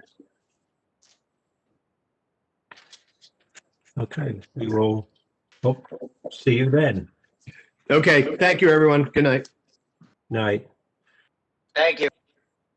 Okay. The next application is that of Matthieu Silberstein, owner of property at 32 Macopin Avenue. This is an application for variance to construct in addition to the existing dwelling on the property. The property is in the R1 one-family zone. The property is designated on the township tax maps as Lot 7 and Block 2801. A variance is requested from Montclair Code Section 347-45B1 to permit a front yard setback of less than the average front yard setback of the existing buildings. A variance is also requested from Montclair Code Section 347-45C4 to permit a maximum building width of greater than 65% of the width of the lot. Our taxes paid, and it's the notice in order. Yes. Is the applicant present? Yes, they are. Mr. Silberstein, would you raise your right hand? Do you swear to tell the truth in the matter pending before the board?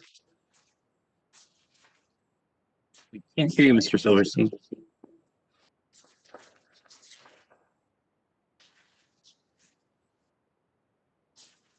Can't hear you.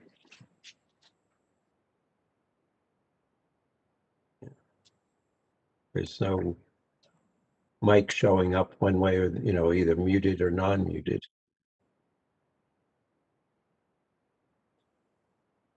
Can't hear you.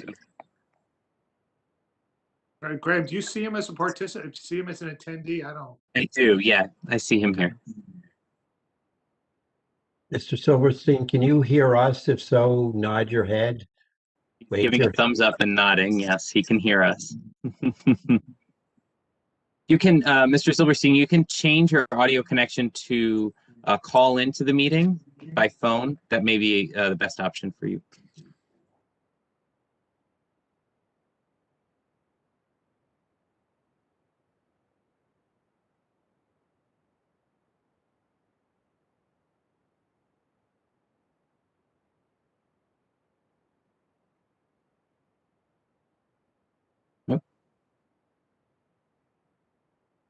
Unfortunately, we still can't hear you. Mr. Wilcox, can you hear us? Yes. Can you hear me? Yes, Yeah. we can hear you. Good, good. Mr. Wilcox is the applicant's architect.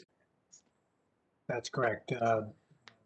Would you like me to start my testimony while the Silversteins get their audio working, or do they need to speak first? No, you can go. I mean, if we think we can get them on, but why don't you proceed? We can swear you in and go. Okay, Mr. Wilcox, would you raise your right hand? Do you swear to tell the truth in the matter pending before the board? I do.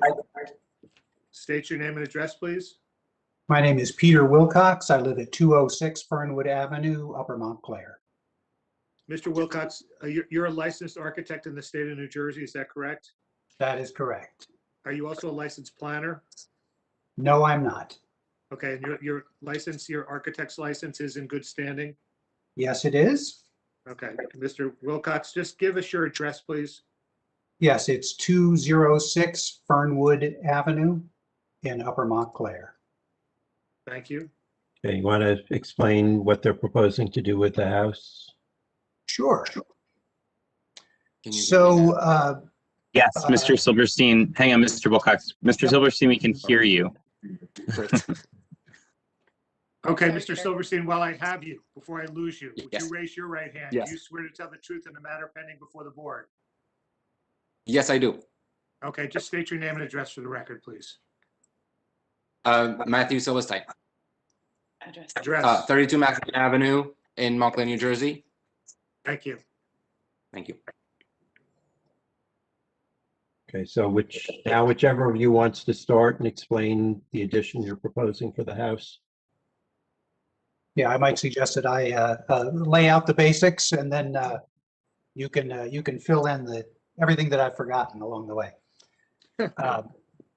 So the proposed project is a second-story addition to an existing ranch-style house on Macopin Avenue.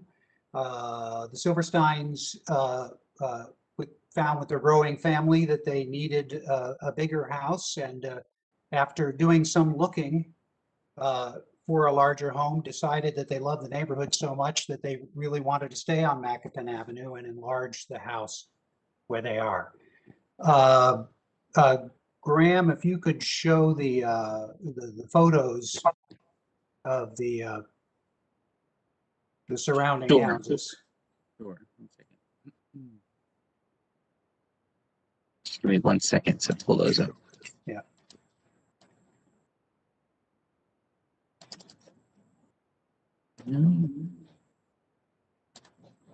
Oh, that's on the plan set, correct?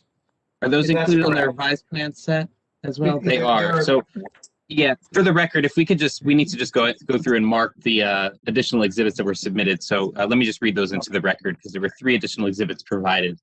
The first is Exhibit A1, which is a revised front yard setback calculation. I'm showing that image on the screen now. This was distributed to the board members early today and is posted and available for download on the township website pending applications list.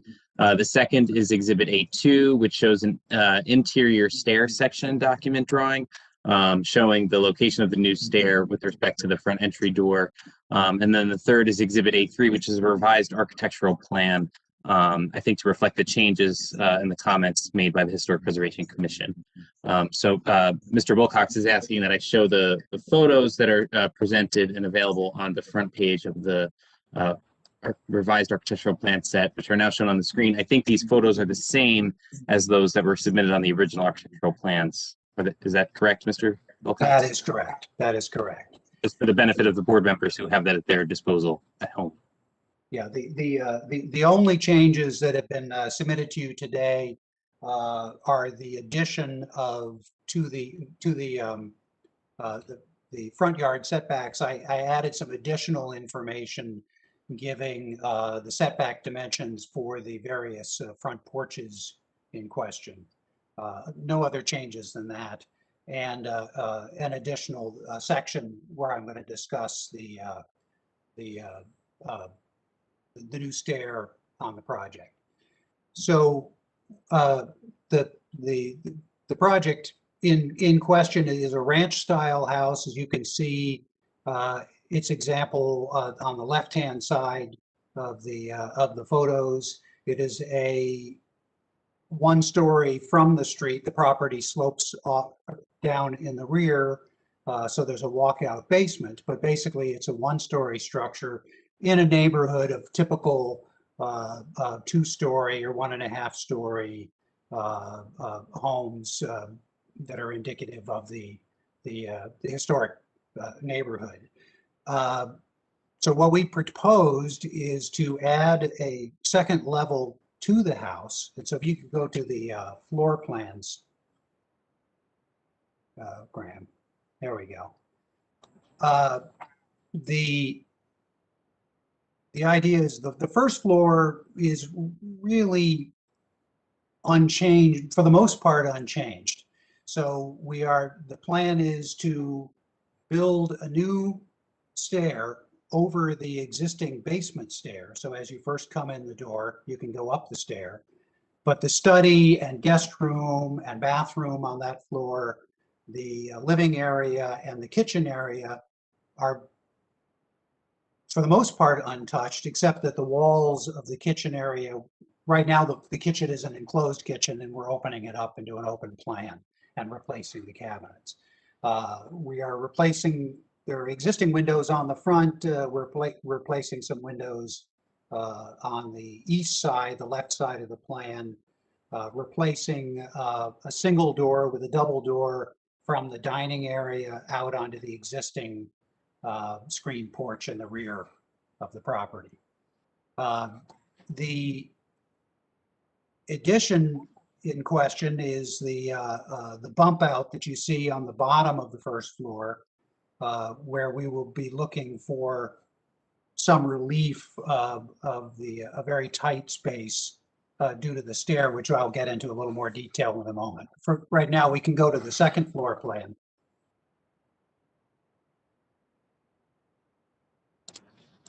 So the intention is to add a second floor.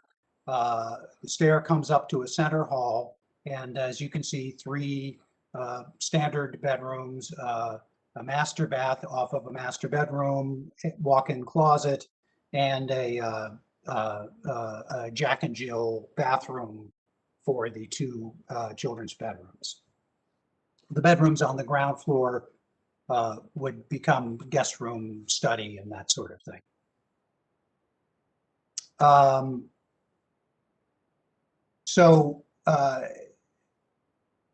As it was outlined at the beginning, there are 2 variances that we are looking for.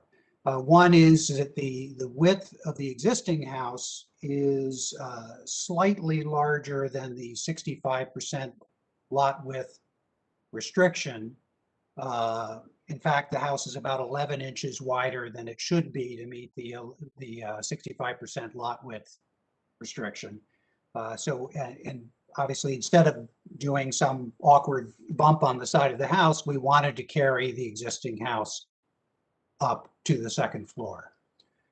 There is also a chimney, an existing chimney flue on the west side of the house that we are going to enclose in a fireproof enclosure with stucco that also further encroaches on that 65% lot width requirement.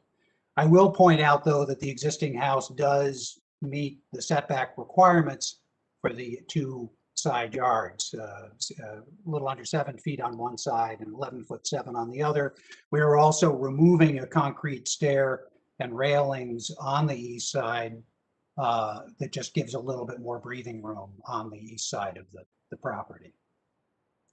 Now, the second variance that we're seeking, as I had said, was for the front entrance of the house and an entrance porch. So again, Graham, if you can go back to the first floor plan for a moment. Oh, first floor.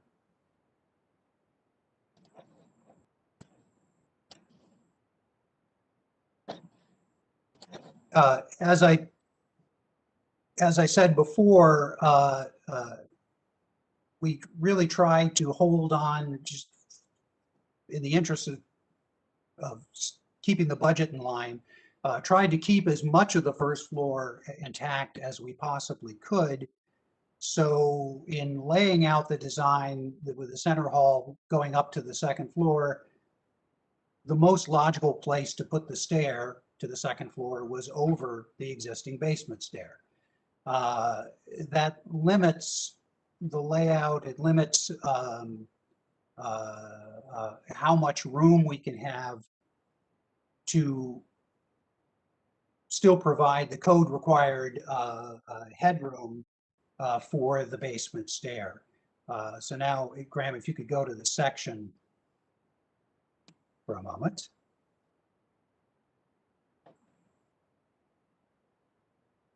So this is a section through the new stair and going out through the proposed front addition. The existing basement stair is quite steep, but it is existing, and they've been living with it for a while. And if we were to lay out a stair coming down from the second floor, maintaining the 6-foot 8-inch headroom that's required, and maintaining a 9-inch minimum tread as required by code, the landing at the bottom of the stair, if we didn't bump out the front of the house, would be, I'm showing it here as 3 feet. It actually would be less than 3 feet, the required 3-foot depth. So a code violation, and also just an extremely tight entrance to somebody's house. So we're asking for relief of another 30 inches to create a small vestibule as you enter. Now, if we could go back to the first floor plan again. So you can see in this drawing, and I will point out the other difference on this plan from the previous plan. I'm showing the plan layout of the new stair more accurately there as a stair that is meets code, actually slightly exceeds code, but is a nice, comfortable stair coming in. We've also opened up the wall to the right of the stair on the plan into the study to try to just give a little more visual elbow room to the space as you see it. We end up with, so what do we end up with? About 2.5 feet of clearance from the front door to the point of the existing wall, and about another 2.5 feet. So about 5 feet from the door to the bottom of the stair.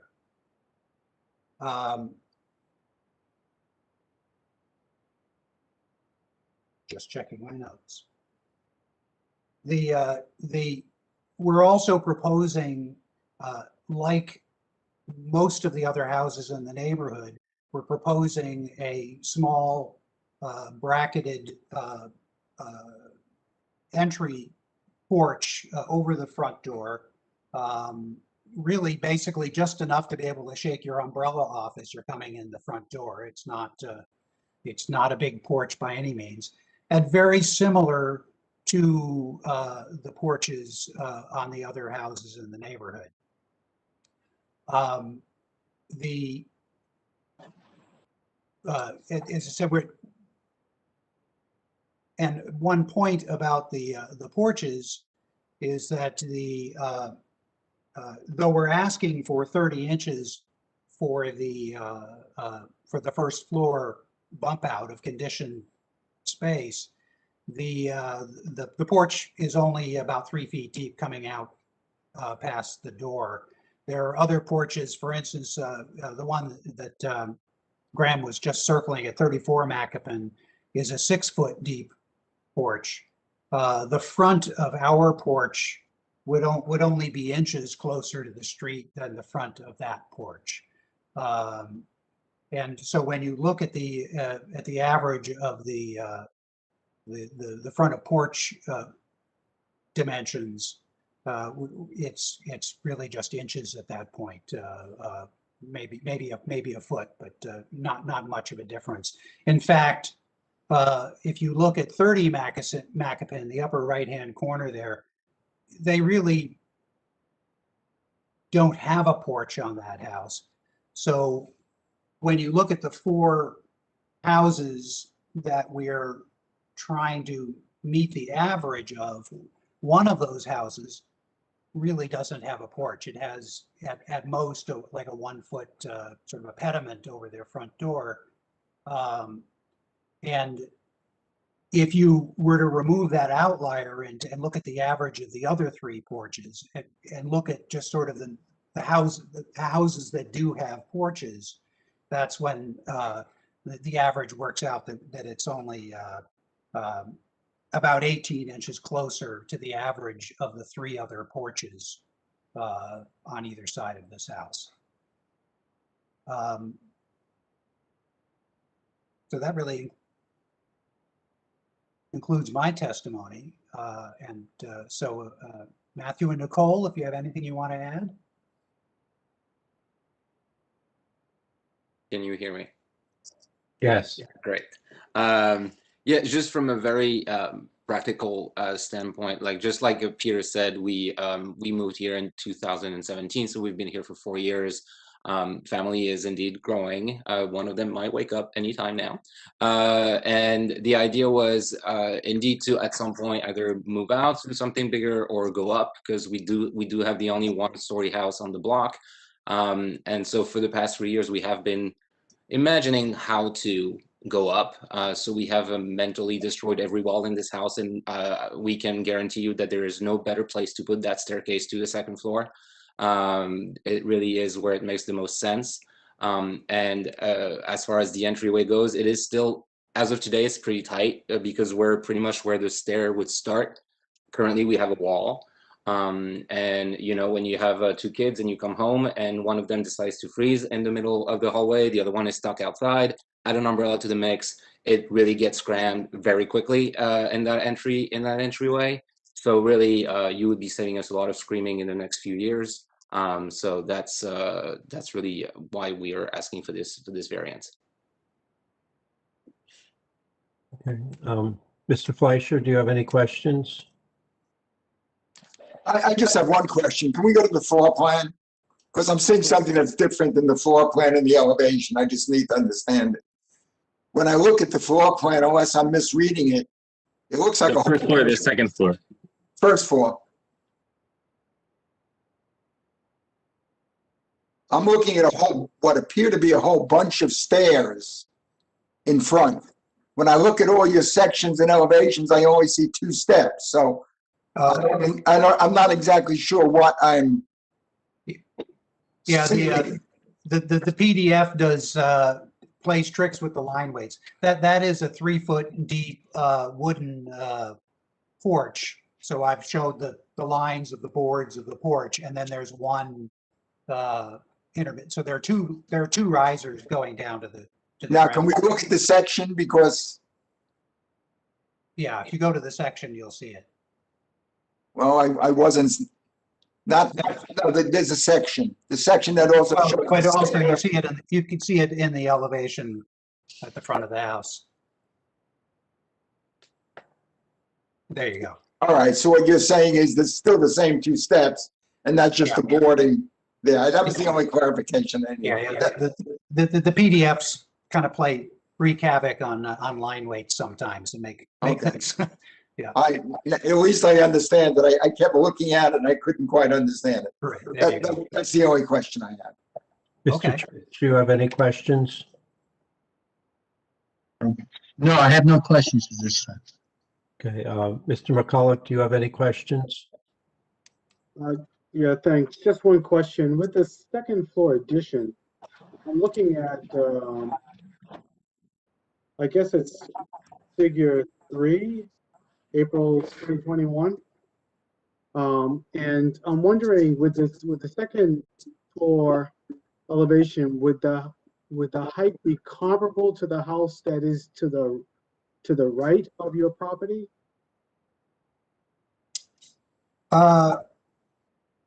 Yes, I assume so.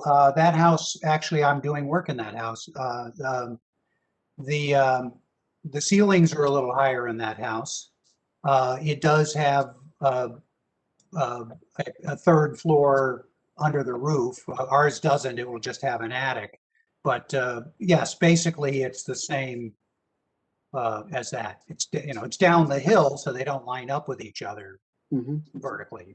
But it would be that, and it wouldn't have the garage on the front, which adds a lot of height to 34 Macopin that the other houses that our house won't have. I see. But it is a rather substantial addition to the house then. It is, yes, in that the 32 Macopin is a 1-story house, and we're doubling its height, but we're basically making it the same as the other houses in the neighborhood. So it's much more in keeping with the scale of the neighborhood than it is now. Mr. Moore, do you have any questions? I do not. Okay. Ms. Gilmore, do you have any questions? None at the moment. Okay, I want to do one thing so it's on the record. Does the fact that your property slopes to the rear fairly significantly down towards the brook preclude you doing a one-story addition to the rear, even though you have the land area to do that? Really, the reason we love this house so much is because of that nature behind us, and we just didn't want to touch it. That's the reason. We would have to remove the porch that's existing in order to do that, and we do kind of love that screened-in porch that's back there as well. Right. And it felt like every other house was already 2 stories up. It felt like the natural way to go. Yeah. Any other questions from members of the board? Are there any members of? Could I also offer one other clarification in an answer to your question? I just wanted to point out that though the entrance and porch is a front yard setback request, the 2-story portion of the house aligns with the other houses. It's within the front yard setback. In fact, on the first floor plan, I've plotted out the average building setback on the plan, and it runs a bit at an angle. It's a little in and a little out, but the 2-story portion of the house is basically in alignment with all the other houses. And then, Mr. Chairman, if I just could, just for the record, this property was reviewed by the Historic Preservation Commission, and they did provide these 4 comments. I know that, did Mr. Wilcox, were there plans revised to address the comments provided by the commission?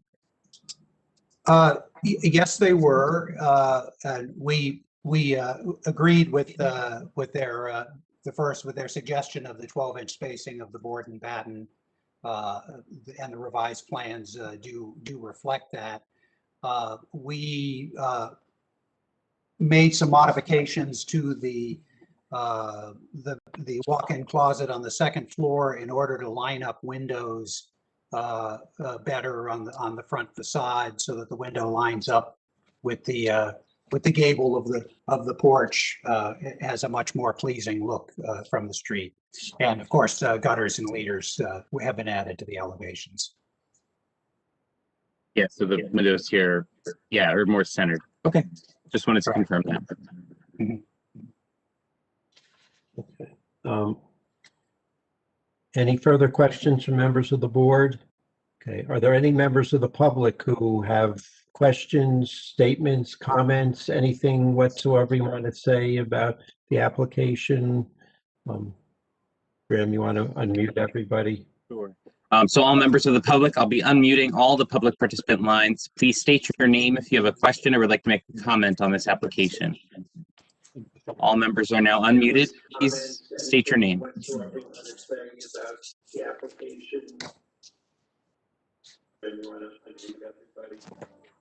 So all members of the public, I'll be unmuting all the participant lines. Please state your name if you have a question or would like to make a comment on this application. All members are now unmuted. Please state your name.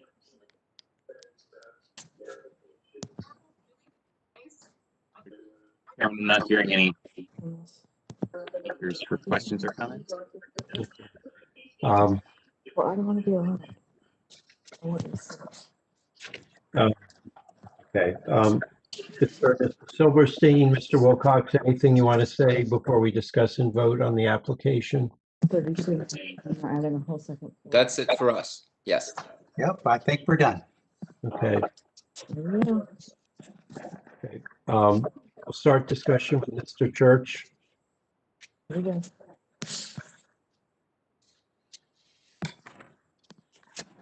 Oh, hang on, Mr. Church. Just give me 1 second.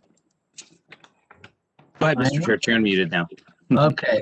Thank you, Mr. Chairman. I believe I would be in favor of this application.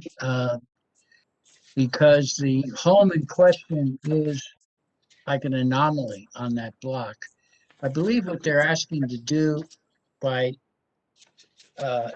pushing out the front makes perfect sense if they're going to go up. So I think the placement of the staircase is adequate.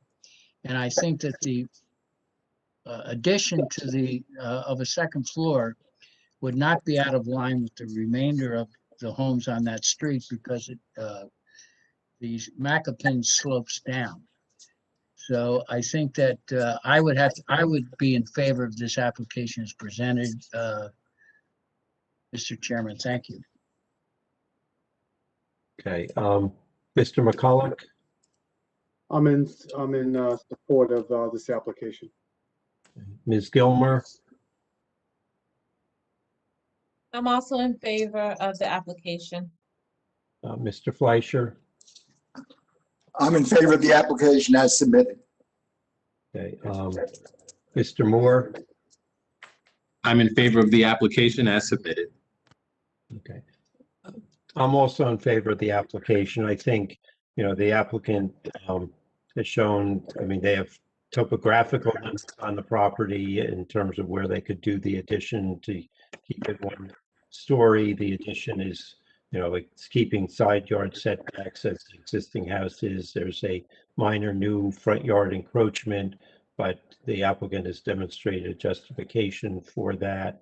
I think that based on my understanding, they have complied with the conditions of the Historic Preservation Commission. I think we just need to condition it on that they return to the Historic Preservation Commission to present the final plans as number 4 of the HPC memo requests. Any other discussion? If not, does someone want to make a motion? Move approval of the application with the one condition noted by the chair. Second. Okay, all in favor, say aye. Aye. Aye. Any opposed? Any abstentions? Okay. Good luck with your big addition. Thank you very much, everybody. Thank you very much. Have a great night. Take a break until 9:45 and then we'll resume with the last 2 applications. So see everyone back in 8 minutes, 7 minutes. Thank you. Thank you. Thank you, Graham.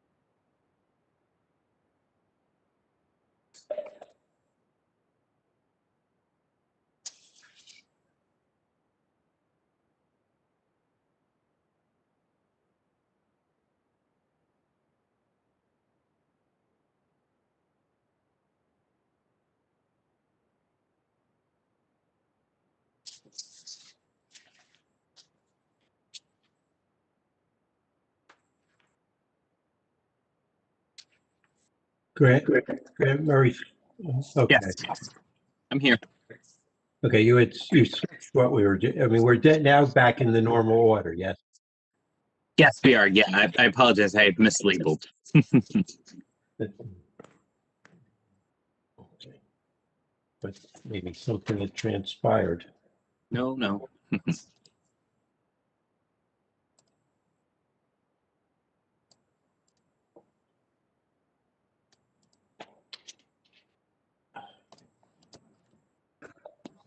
I'm back as well. This is John. Okay. Rick, are we ready to go?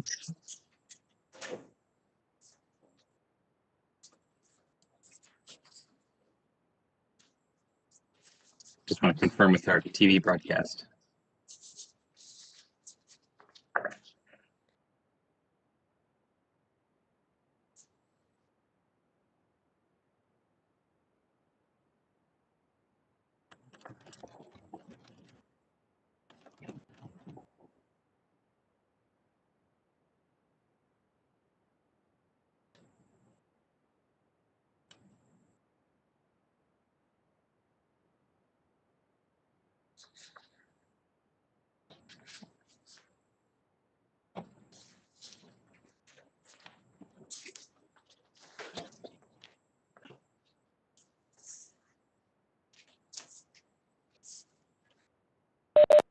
Rick, are we all set?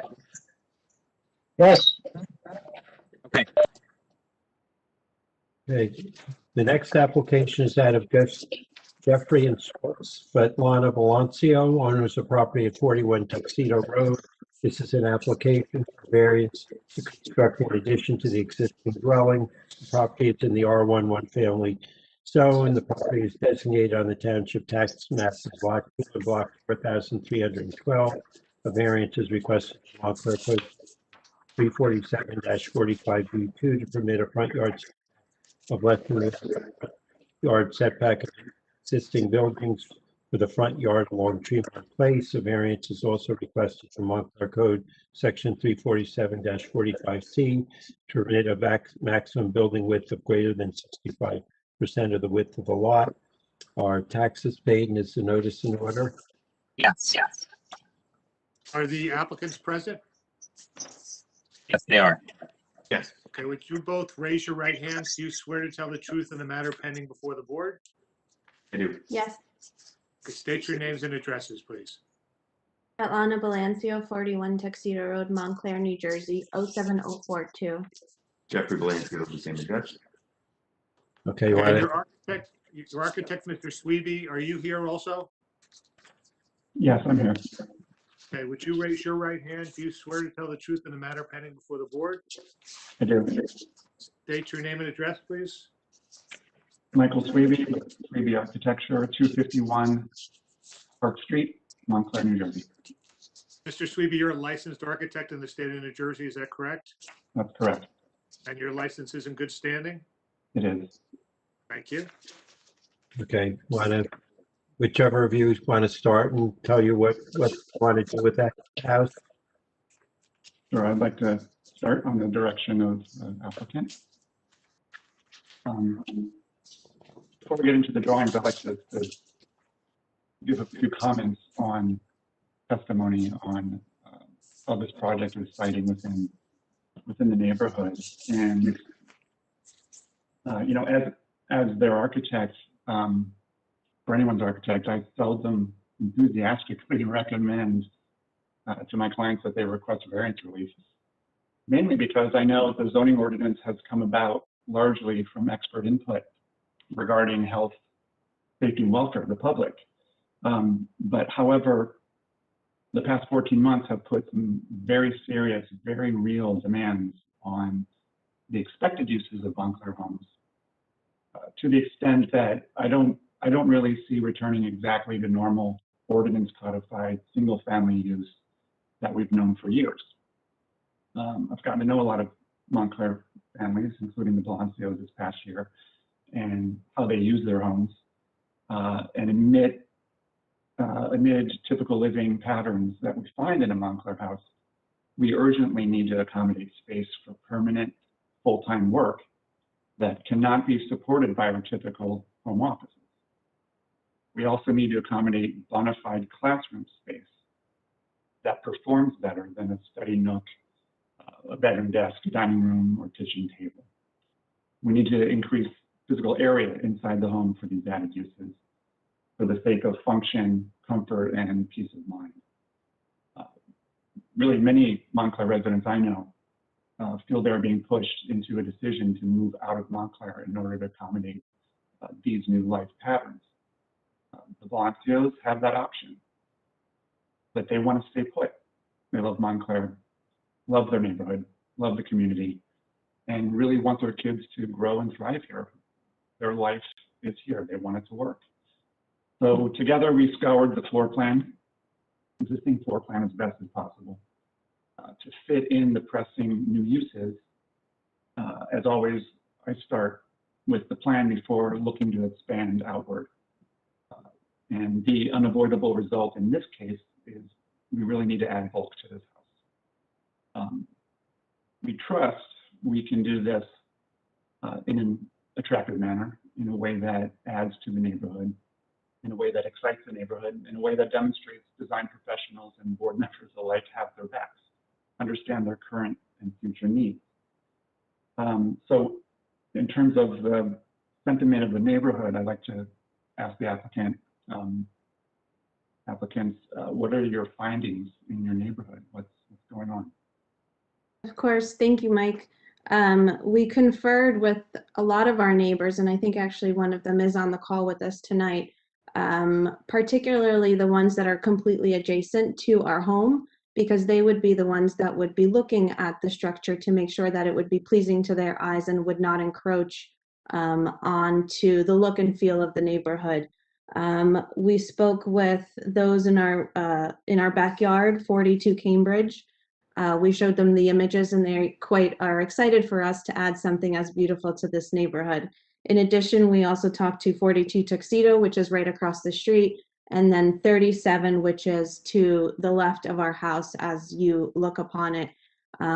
All in favor, excited to add this type of structure. They mentioned comments as this would bring the prices up. It's going to be great for us to see on a corner. And it's really, the design of it is pleasing, whereas they are not concerned for it to be detrimental to the views of the homes. Great. Jeffrey, do you have anything to add to? Yeah, the other thing, you know, what Svetlana and I did throughout the last couple of days is we walked up and down Tremont Place Street and took stock of some of the homes that are of comparable size and location. There are 14 houses that are built on corner lots on Tremont Place, and 30% of them have enclosed additions. And we used a sort of an electronic measuring just to get an idea of what the setbacks are on those corner houses, all of which are butting up against Tremont Place. And about 30% of those 14 houses all are within 25 feet of the recommended setback from the zoning board. 41 Cambridge has a side addition with 22-foot setback. 34 Oxford has a side addition, again butting up against Tremont with a 21-foot setback. 38 Ardsley has a side addition to Tremont, which has a 20-foot setback. And 38 Oxford has a side addition butting up to Tremont with a 15-foot setback. And this is, you know, the 38 Oxford is about a block away. It's one street over. And, you know, these are four clear precedents of, you know, what we're trying to do and what we're trying to build on the side of our house. Again, what we would be building toward the Tremont Place. Great. And so for this first page of the drawing set, site plan zoning chart aerial photo shows the proposed addition complying with Tuxedo Road front yard setback, but encroaching into the Tremont Place front yard. Can you pull that up, that area up that he's referring to? It'd be on the left side of the drawing, Graham. Yep. So the addition would be encroaching into Tremont Place front yard up to a point 10.5 feet, 10.54 feet off the property line. The required Tremont front yard is 32.47. So we're into that front yard just under 22 feet. The main 2.5-story house is already 5.18 feet into that front yard. The property survey drawing, if you could go to the last page, Graham, that survey shows a 1-story open roofed porch.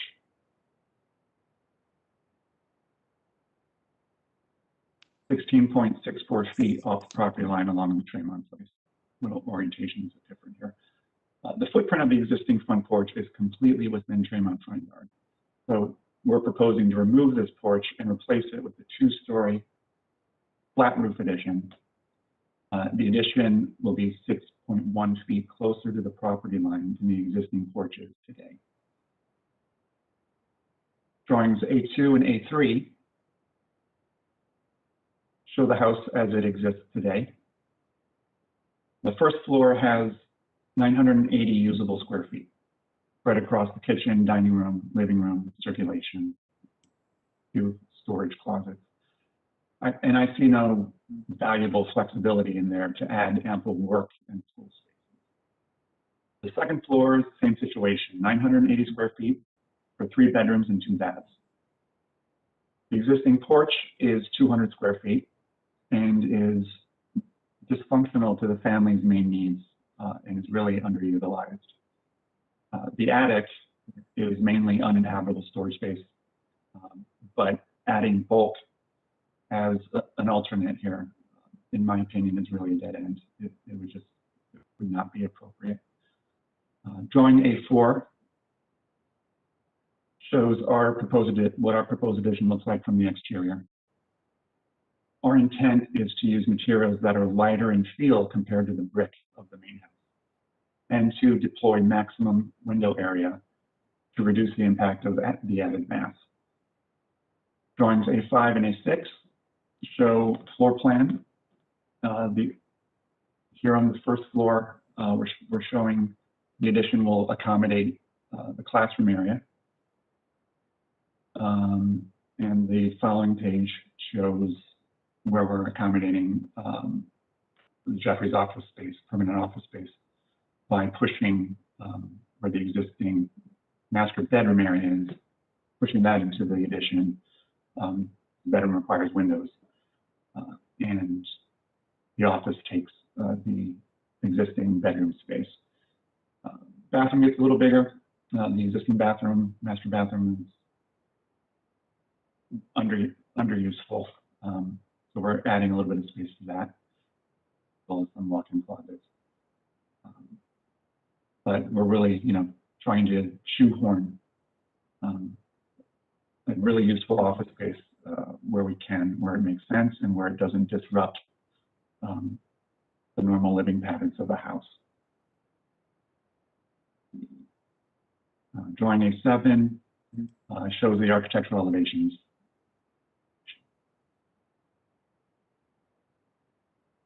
That's what we have for now.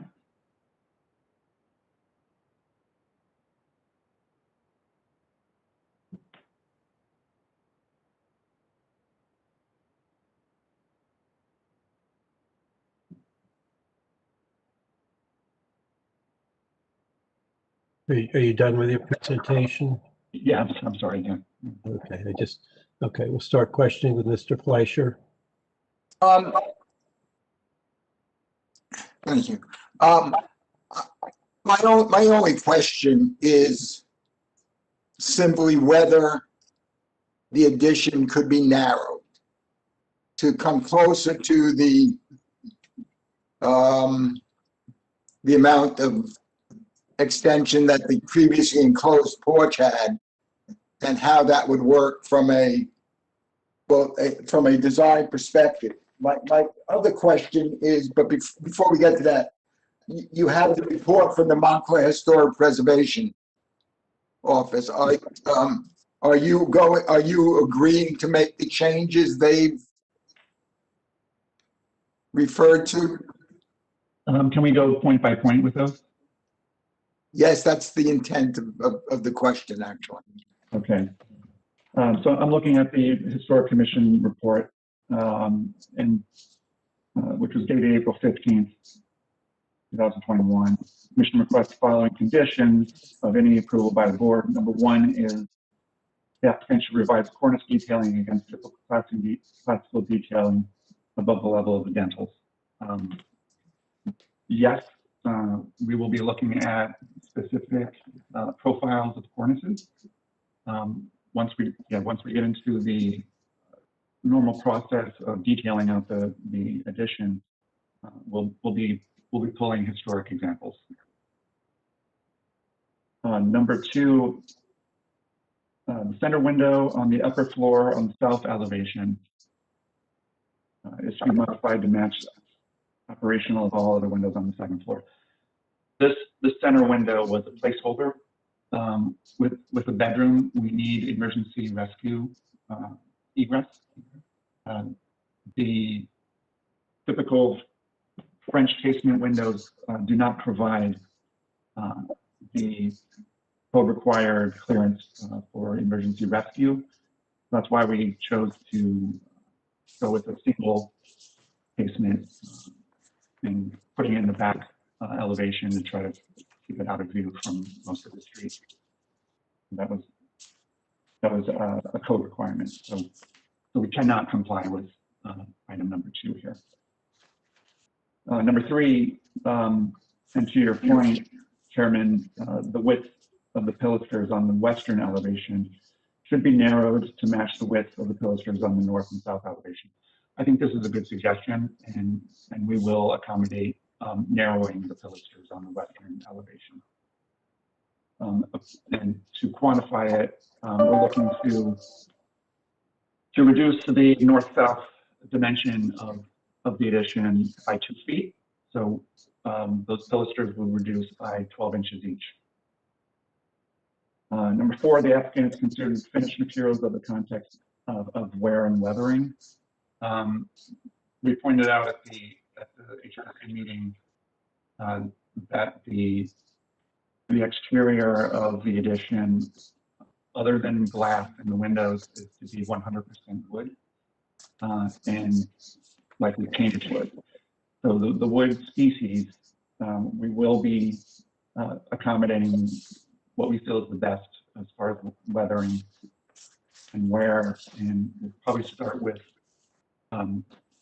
cedar, understanding that any material on the exterior is going to wear over time, and owning a house is often mainly about maintenance.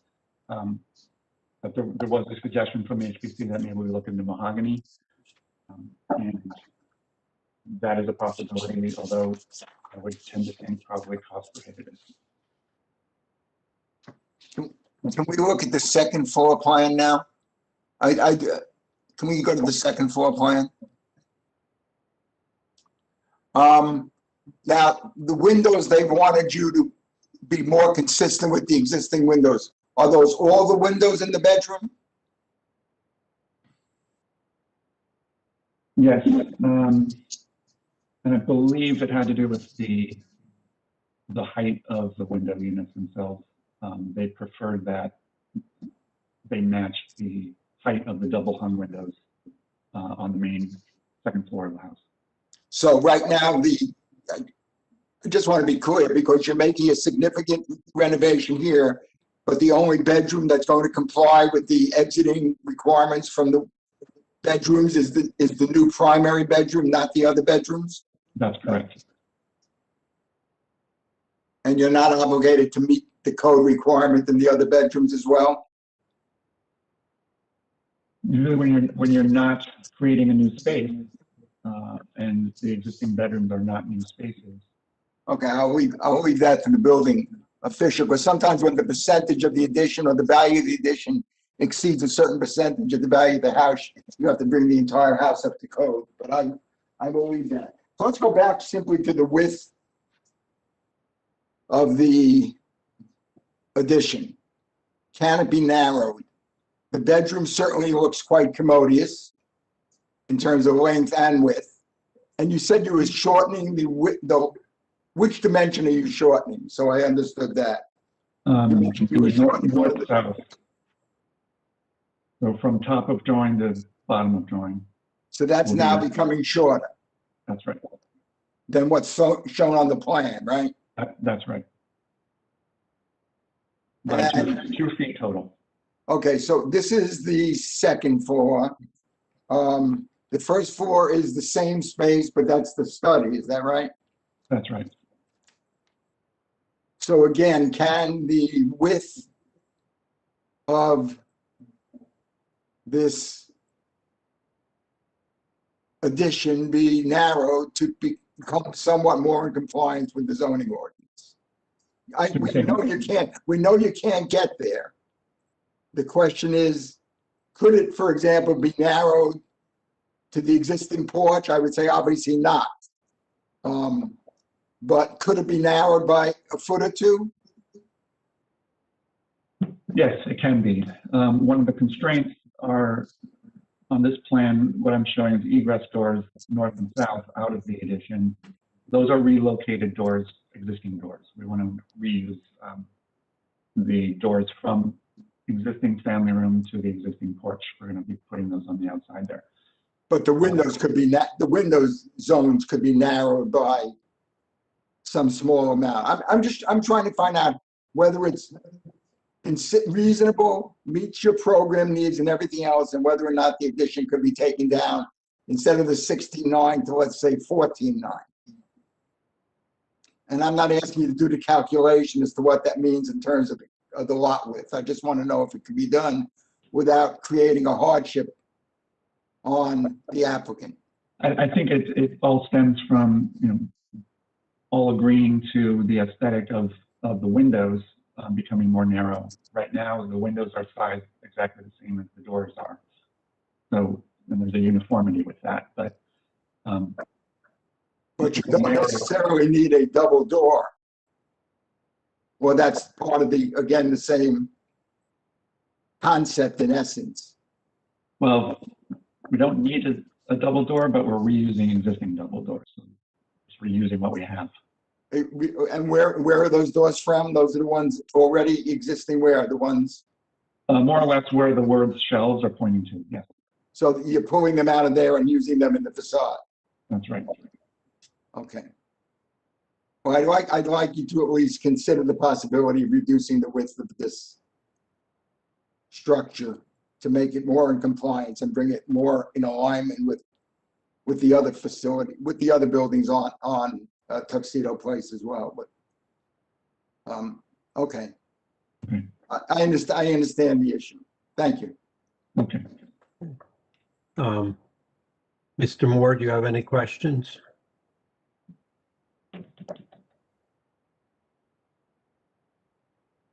Not at the moment. Okay. Mr. Church, do you have any questions?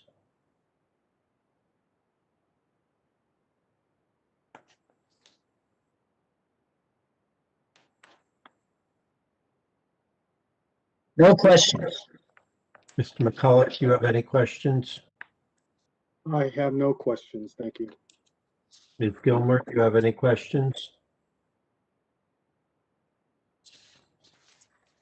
I'm just curious about on the proposed plan, I see foliage on the sides. Is that just for, I guess, for the benefit of the proposed plan, or is that what you plan to put to kind of recreate some sort of a grassy area along that street? I might defer to the applicant on this one, but right now they do have a planter bed where this is located in the image, and those plantings are located. I believe in our conversation, they'll confirm this, that they're open to landscaping, new landscaping, the rest of the property really, but also in front of this addition, mainly to provide a little bit more of a buffer between the addition and the street.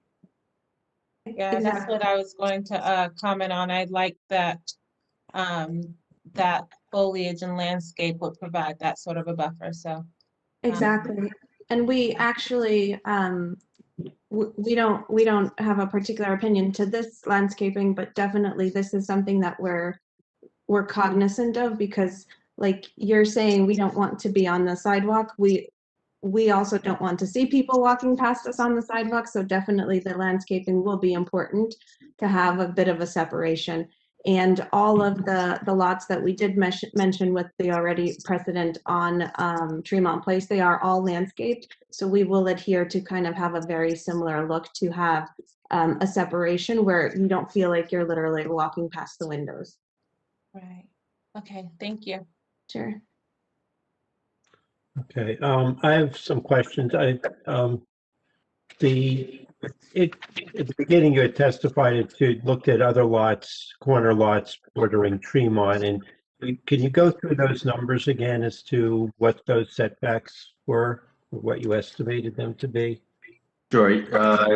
Yeah, this is Jeff. So I used one of the laser measurers from the sidewalk. So they're approximations. The four properties that I pointed out. The first one is 41 Cambridge at a 22-foot setback. 34 Oxford at a 21-foot setback. 38 Ardsley at a 20-foot setback, and 38 Oxford at a 15-foot setback. I guess my question is, you're going, and I assume the other houses were conforming or close to conforming to the setback requirement? The other corner houses? The other 10? Yes. Yeah, yes, or they didn't have an addition. So those are the ones that had a side addition. And I guess what I'm trying to understand is, I mean, the closest any of those got was 15 feet. You're proposing 10.5 feet, and I'm trying to understand what the justification is for going closer to the Tremont front yard than any of the others, and whereas, except for the one that's 15 feet, all of them are, there's a consistency of keeping a little around 20 feet. And what is her justification for getting a much greater deviation than the other houses that do deviate, and the number of houses that are consistent with the front yard setback requirement? It mainly has to do with the program that's inside the house. You work it from inside out, and what does it result in? So the need for the classroom area, the need for the office on the second floor pushes the bedroom out. I don't know what the program is of those other houses in terms of the lot that we've been built and the program that needs to go inside the house. This is why we're getting so close to the street. And if I may add to what Mike has mentioned, we have two young children, almost 7 and almost 4. The one has barely been in school. I have worked from home. She is sitting in the dining room across from me, sitting in the dining room. Jeff is sitting in our kitchen. So we are all basically sitting on the first floor trying to get 2 jobs done. And our youngest will be going into school soon as well. So he's going to also need a place to sit. So in essence, we are running out of space, and we thought the best thing that we could do to stay in this neighborhood, because we love it. We love the proximity to Walnut Street. The area is absolutely beautiful. We don't want to do an addition that would be bulk, like Mike has said. The windows would be airy, would really just add character and flavor to the street. And it seems like a natural place to add, since we already have the porch that's standing there. Any other questions from members of the board? Yeah, I have one, Mr. Chairman. Okay, go ahead. The facade that you show on your rendering, that the coloration you're going to use? We're going On to the use, facade of the addition? Is that the color it's going to be? like a white or a cream white. Yes, that's what we're leaning toward. To me, that looks out of character with the house. It makes it look like an absolute addition. Where my thought is that an addition should blend in with the existing structure. This is beautiful, it's nice, all the windows and all that, but it doesn't blend. And I think that the facade is kind of, to my eye, throws it, it disrupts the building. Could that be changed? I hear your opinion, and I tend to agree with it personally, but it's also, we had to get this, in front of the Historic Commission, and their guidelines are very clear that an addition needs to really be differentiated from the existing house. Differentiated? Yeah. Okay, all right.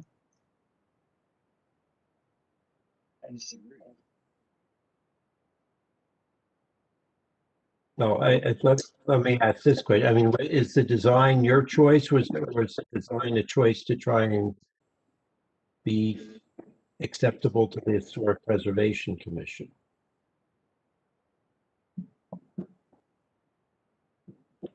So the house in itself, if you walk through it, if you walk around it, there is a distinct sort of federal, but also kind of French side to it, certainly on the interior.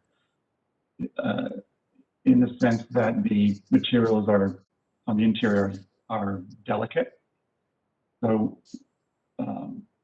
we came up with the design clearly before we went to the Historic Commission. So this was something we wanted to do, to sort of capture the lightness of materials.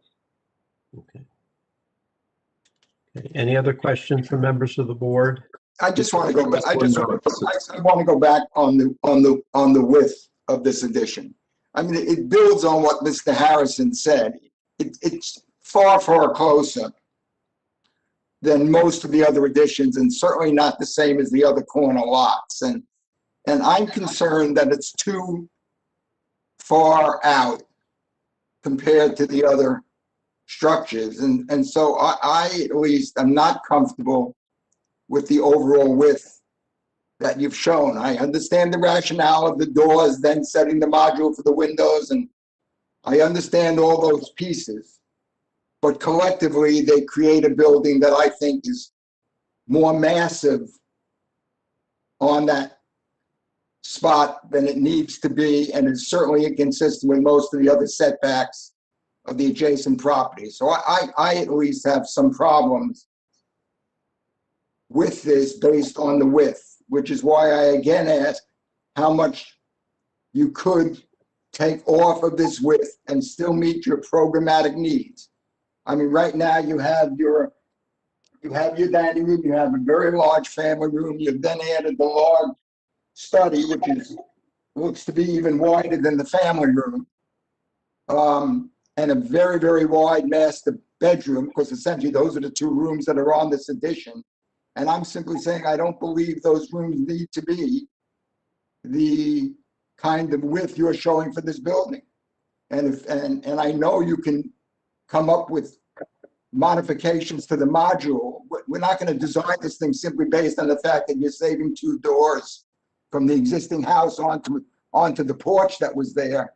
That alone doesn't, in my mind, justify the coming up with essentially these three modules that end up adding up to 16 foot 9 inches, which are very large rooms. So I'm looking for my comfort and our responsibility with regard to not just the neighbors, but the requirements of the code.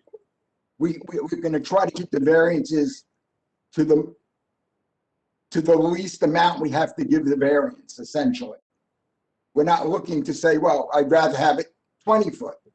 You've arrived at something based on trying to save two doors, and to me, that alone is not a justification for the width you've ended up with. So I'm looking for you and your clients collectively to tell us how much it could be narrowed, or if you just want to go to a vote based on the width that's being represented here. So it's, you know, in terms of the doors, reusing the doors, that's not the main driver. It's really the amount of space that's needed for schooling and to get around a bed upstairs. Where this first floor is really driving the size of the second floor, because we want it consistently the same size as we go to the second floor.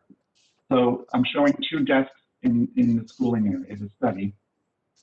Frankly, I believe, Svetlana, correct me if I'm wrong, you might have a temporary spot in this room as well. Because, you know, you don't want to be on the dining room table all the time. So with the 5-foot long desk, we have two desks here that are 5 feet long. 2 chairs, being able to sit at a chair, sit at a counter, walk around the chairs without bumping into the chair, and likely having another temporary desk in here at the same time. To me, the circulation through this footprint makes sense to me. And can we squeeze out another foot? Can we squeeze out another 2 feet? We'll take a look, but I cannot promise that we can do that. Well, I mean, it may be the difference between a positive vote and a negative vote. That's why I'm asking you. And if you get a negative vote, then you got to wait a year or something if you try to come back, because it's essentially the same thing. I'm trying to make myself comfortable, and if no one else is bothered by it, that's fine. But I'm concerned right now that this addition is larger than it needs to be. Kids don't need 5-foot desks for their schoolwork. Not young kids, they don't even need it when they're in high school. And I run an office where nobody has 5-foot desks. So the notion you got to have 5-foot desks, catty corner on each side, and that's the justification for the width, baffles me a bit. And there's more than sufficient room. When I go up to the second floor, please, Graham. And if you're telling me that you need that much width in the bedroom, then I'm quite surprised. So I'm going to leave it at that. It's your call and it's your decision. I'm uncomfortable with the size of this addition. For most new master bedrooms, so for a child's bedroom, you really start with 14 by 14. You make something smaller than 14 by 14 for a child's bedroom. It's a liability. It's a liability market-wise. I think this master bedroom, measured from the chimney, which we can measure from the chimney on the first floor, is less than 16'9". It's closer to 15 and a half feet. With any new master bedroom area, I like to start with 18 by 18. So this is a little bit more narrow. This is a little bit longer. We're going to change the length of this, and we will. We're going to look at reducing the width for sure. But my point, rebuttal is. It's your call. I've given you what I think, and I think it's too large. That's my sense of it. And the fact that you feel it has to be that size, then that's what you'll go forward with. Okay. Are there any other questions from members of the board? Okay. Are there any members of the public who either have comments on the application, questions about the application, any testimony, anything whatsoever you want to say about the application? Now is your chance. Graham, you want to unmute everybody? Yeah, sorry, I was speaking and I was muted. So all members of the public, I know I've received a couple of chats that there's a few different folks. Please state your name if you'd like to make a comment, and I'll bring you into the meeting. I'll try and do this one at a time. You can also send me a message in the chat if you'd like to make a comment, and I'll be sure to get to you as well. So at this time, I'm unmuting all lines. Please state your name if you'd like to make a comment. I know I've received a couple of chats. There's a few different folks. Please state your name if you'd like to make a comment, and I'll bring you into the meeting. I'll try and do this one at a time. You can also send me a message in the chat if you'd like to make a comment, and I'll be sure to get to you as well. So at this time, I'm unmuting all lines. Please state your name if you'd like to make a comment. State your name.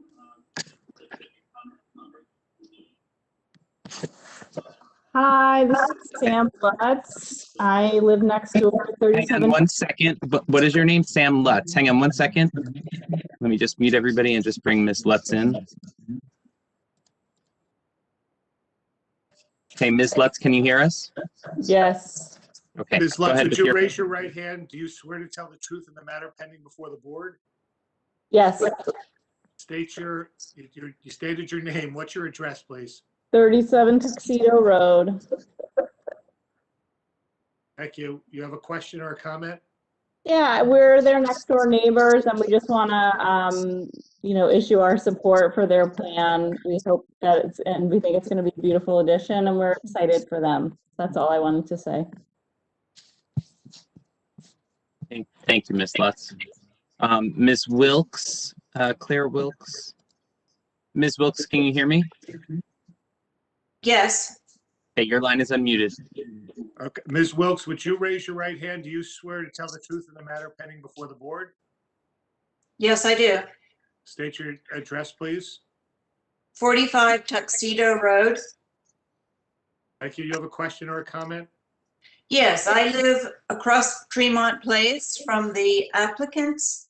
And my understanding is that in order to receive a C hardship variance, they have to demonstrate that they have an undue hardship due to the exceptional narrowness, shallowness, shape of their property, or the topography.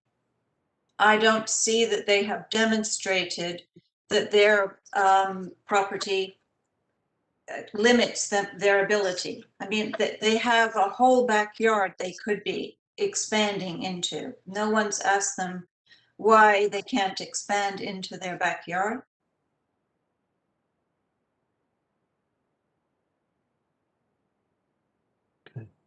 Thank you.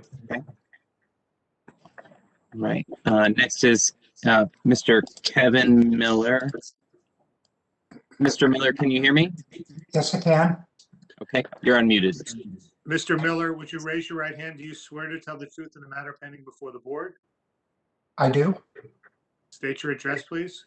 45 Tuxedo Road. You have a question or a comment? I have a couple of questions and comments, if that's all right. First of all, following on to what Claire just said, I would note that the applicants have a 75-foot wide lot in an R1 65 zoned area. So they have a lot that is 10 foot wider than is required in their zoning area. Yet they're looking to expand the width of their home, not only to exceed the coverage, but to get within 11 feet, close to 10 feet of the property line. And it just seemed to me that the larger zoned corner lot that they already had created a sufficient buffer that would obviate the need for a variance from the coverage and the setback, front yard setback requirement. The second thing that I would say is that I would object to the testimony from the applicant with regard to what some of her other neighbors thought about the property on the basis that that's inadmissible hearsay and what I understood to be a semi-judicial proceeding. We were advised by Graham that if we wanted to make comments, we had to attend the hearing and be willing to answer questions from the board or the applicants. And so the recitation of supposed testimony by parties that weren't present other than the resident of 37 who previously spoke seem inadmissible. The other thing I would say is the person from 37 Tuxedo is on the opposite side of the property from where the addition is going to occur.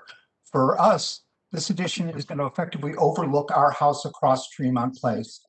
And then with regard to the precedents in the neighborhood, I believe, I can't swear to this, but I believe that all the precedents of non-conforming setbacks were pre-existing structures that are non-conforming, but not things that were built with approved variances from the Zoning Board of Adjustment.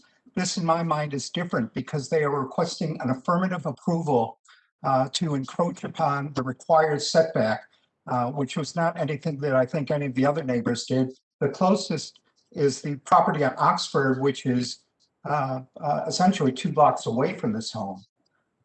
And then the last comment well, I think the last comment that I would like to make is that Tremont Place is less than 4 blocks long. It starts at Oxford and ends after it crosses Ardsley in a dead end. It has very little automobile or commercial traffic and is used quite frequently by members of the neighborhood who like to walk with their families in the evening, teach their kids to ride their bikes on the street. It's a very quiet residential street.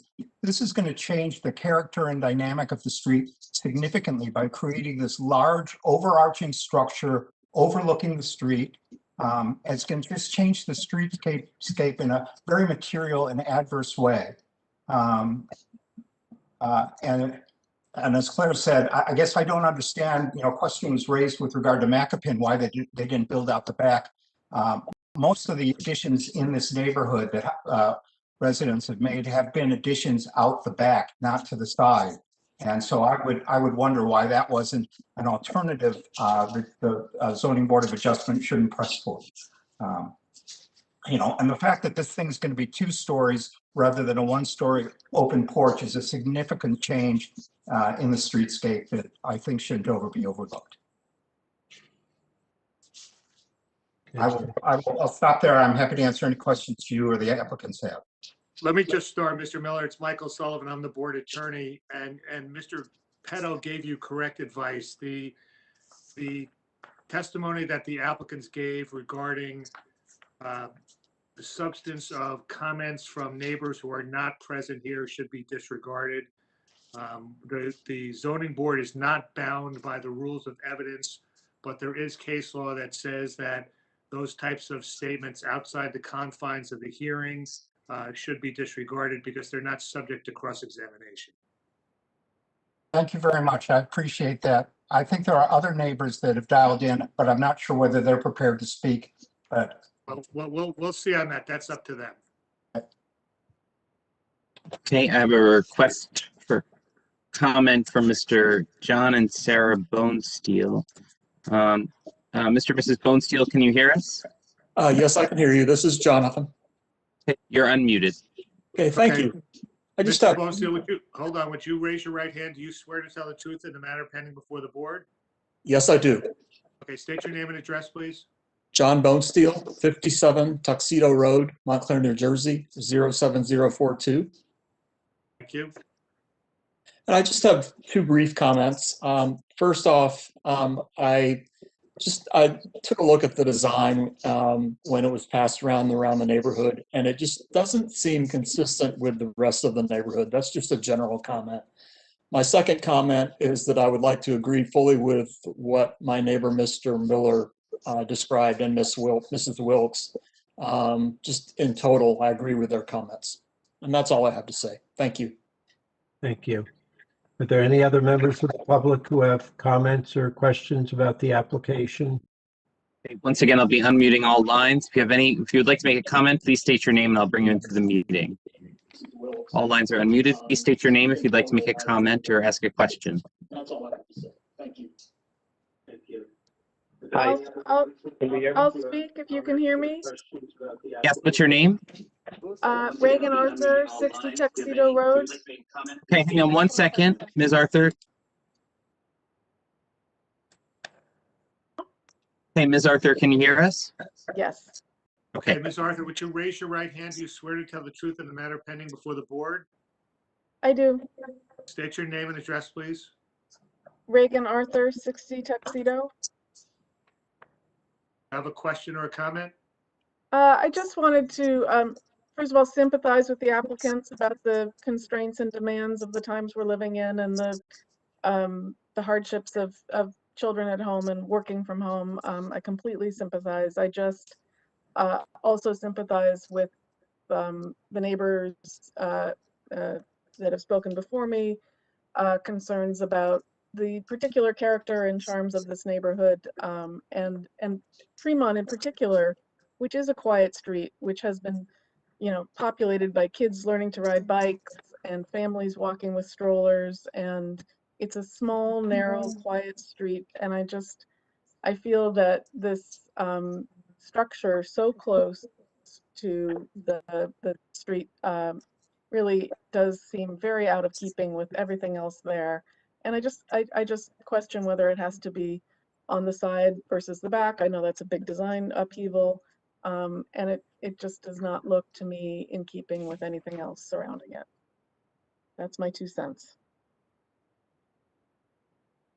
Thank you. Any other members of the board? Okay, hang on 1 second. Okay, all members of the public are now unmuted. If you'd like to make a comment or a question, please state your name at this time. Yeah, can you hear me? What's your name? My name is Luis Carrillo, 47 Tuxedo Road. Okay. Are you calling in by phone or? I'm calling in by phone. My web is good. Phone. If you'd like to make a comment or a question, please state your name at this time. Hang on 1 second. Yeah, can you hear me?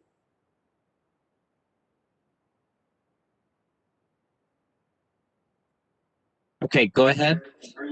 Let me swear you in, first of all. Would you raise your right hand? Do you swear to tell the truth in the matter pending before the board?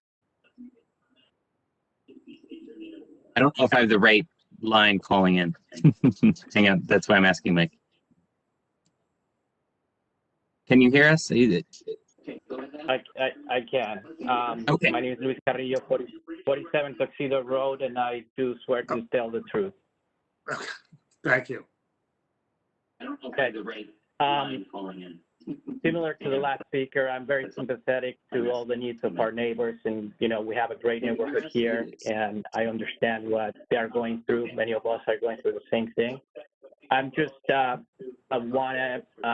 a little concerned about the precedence that it will create to add additional space to something that's non-compliant already. I believe that the plans show that some houses are already non-compliant because they have been grandfathered, and just adding to that and being in fact adding to even more of the average around the street would create a precedent that would be problematic could be problematic down the road. And I just wanted to share that concern, because we do have a beautiful neighborhood, a beautiful street, and I would also, suggest that they think about trying to narrow it down and putting in the back. Thank you. Thanks. Are there any other members of the public who have comments or questions about the application?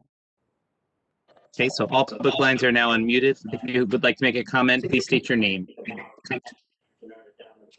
It's Kevin Miller again. And am I permitted to make a couple of additional comments? Yes. Yes. Hang on 1 second, Mr. Miller. I'm just going to mute everyone else so we can. Okay, go ahead, Mr. Miller. Can you hear us? Yes, I can. I believe I'm already sworn, but I'm happy to swear again if you'd like me to. You're still under oath. Mr. Miller, you still have to tell the truth. And I will. So the first comment I would make is a lot of the justification for this addition seems to be pandemic related. And it seems to me that we appear to be reaching the end of the pandemic, and the need for these types of accommodations is being solely pandemic related. And so my concern is that you grant a variance for pandemic related needs that frankly may disappear before the addition is completed. The second thing that I would say is, and I think one of the other commenters may have already suggested it, is that as a precedent, well, as the architect for the applicant suggested, the world may be changing, and the zoning code may need to change to conform to the needs of a society post-pandemic. But the zoning code hasn't, and the basis for granting variances hasn't changed to adopt to that potential new world. And so I don't think it's appropriate for the Zoning Board of Adjustment. You guys make your own decisions, and I appreciate that. But I don't think the Zoning Board of Adjustment should be changing the application of the zoning to conform to what some people may suggest, but no legislative or other body has suggested do need to address post-pandemic work environments or schooling environments. And I just think that, if you were to go down that route, there would be so many requests for variances on the basis of people that want additional office space or education space within their homes, that you would then feel duty bound to have to grant based on this precedent, that it would be awful. So that's where I'll leave it. Are there any other members of the public who have comments or questions about the application? Okay, once again, all members of the public, your lines are unmuted. Please state your name if you'd like to make a comment. Based on this precedent, that it would be awful. So Are there any other members of the public who have comments, questions about the application? Okay, once again, all members of the public, your lines are unmuted. Please state your name if you'd like to make a comment.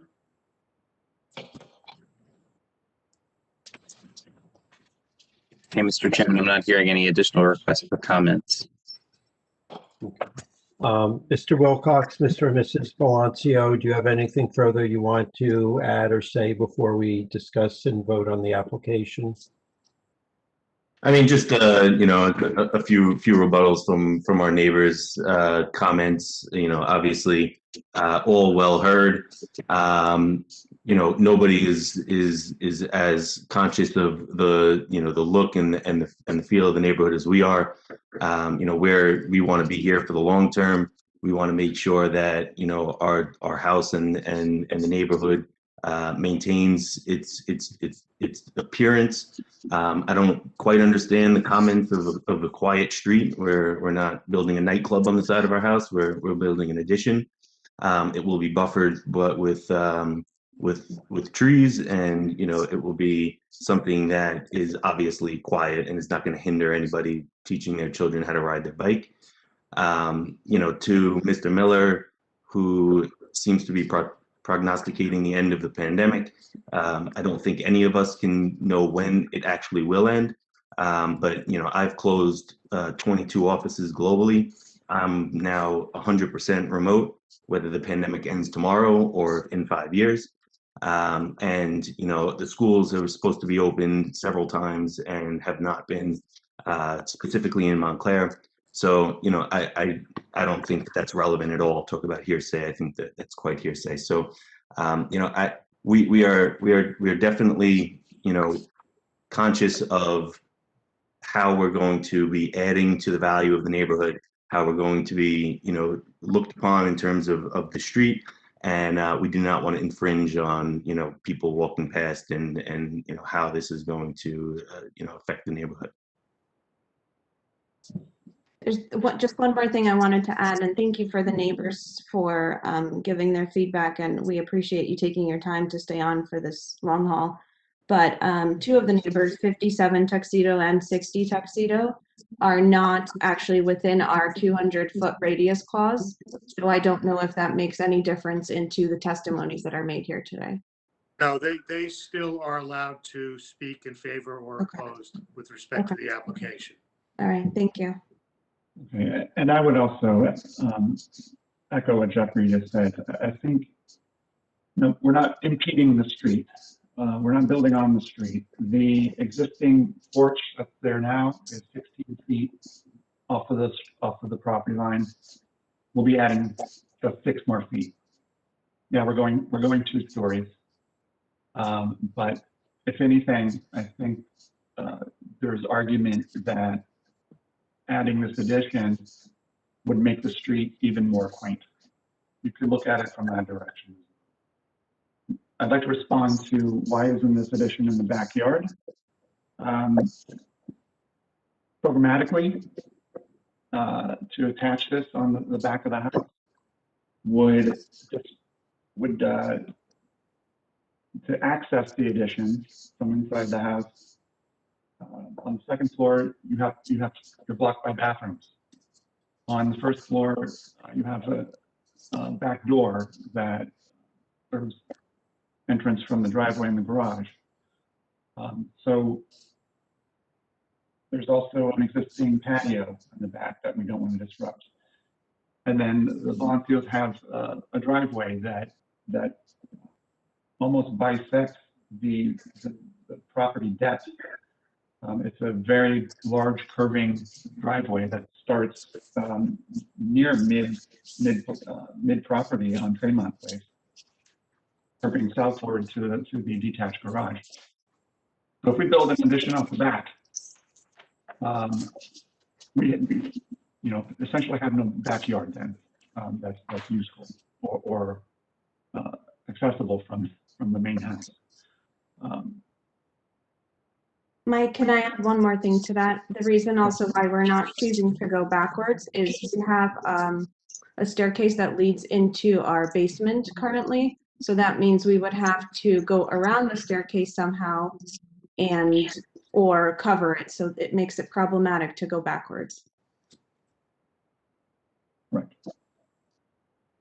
And I would also underscore, on a sidebar with the applicant here, in terms of reducing width and length, we will look at both, and we can take off 2 feet in length and 2 feet in width. So rather than 6 feet farther out from the front porch or from the existing porch, we'll look at trying to keep it under 4 feet more. Anything further? Okay. We'll start discussion with Mr. McCullough. Thank you, Mr. Chairman. Appreciate the comments from the neighbors, the variety of views. Obviously, there are differences of opinion that folks have. One of the things that I'm struggling a bit with is the design of the addition. From an aesthetic point of view, and I understand the perspective of the historical commission, but what is being proposed looks so different from the main body of the residence, and so it's a little. I find it a little difficult to sort of reconcile that particular design and how it enhances the property, or perhaps even how it impacts the neighborhood itself. I'm just not sure about that. So I'm interested to hear from my colleagues in terms of their perspective. I also had wondered about putting the addition on the back of the house, although I certainly understand that the way in which the property itself is laid out, that it too sort of presents its own set of difficulties. So this is not an easy project to undertake, and so I certainly appreciate that the Balancios have really wrestled with this one in terms of trying to figure out what's the best way of doing this in order to meet their needs as a family. Ms. Gilmer.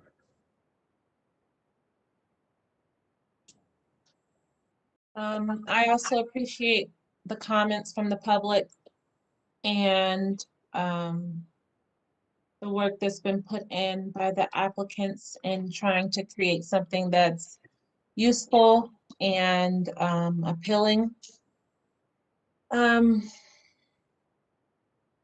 It is on the larger side, so I would like to see some wiggle room, and if they could go to the drawing board and kind of see what they could do to play with the windows and the door placements to bring it down to less of a variant, less of a requirement for the variant, and possibly even check the back. Although I understand there are some issues there, just kind of trying to see if there's a workaround.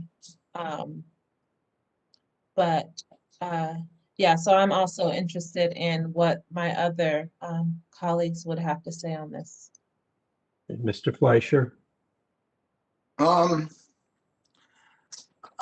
not in favor of this application as it's been presented.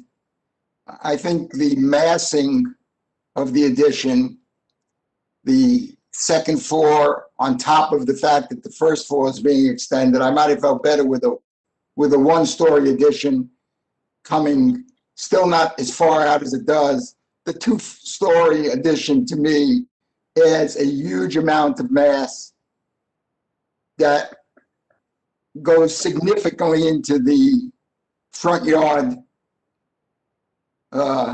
variance. And corner lots are always an issue. They're always a problem. But I think this addition, in both its mass and its footprint, are both too large. So I would not be in favor of this, of approving this application and the variances associated with it. Okay, Mr. Moore?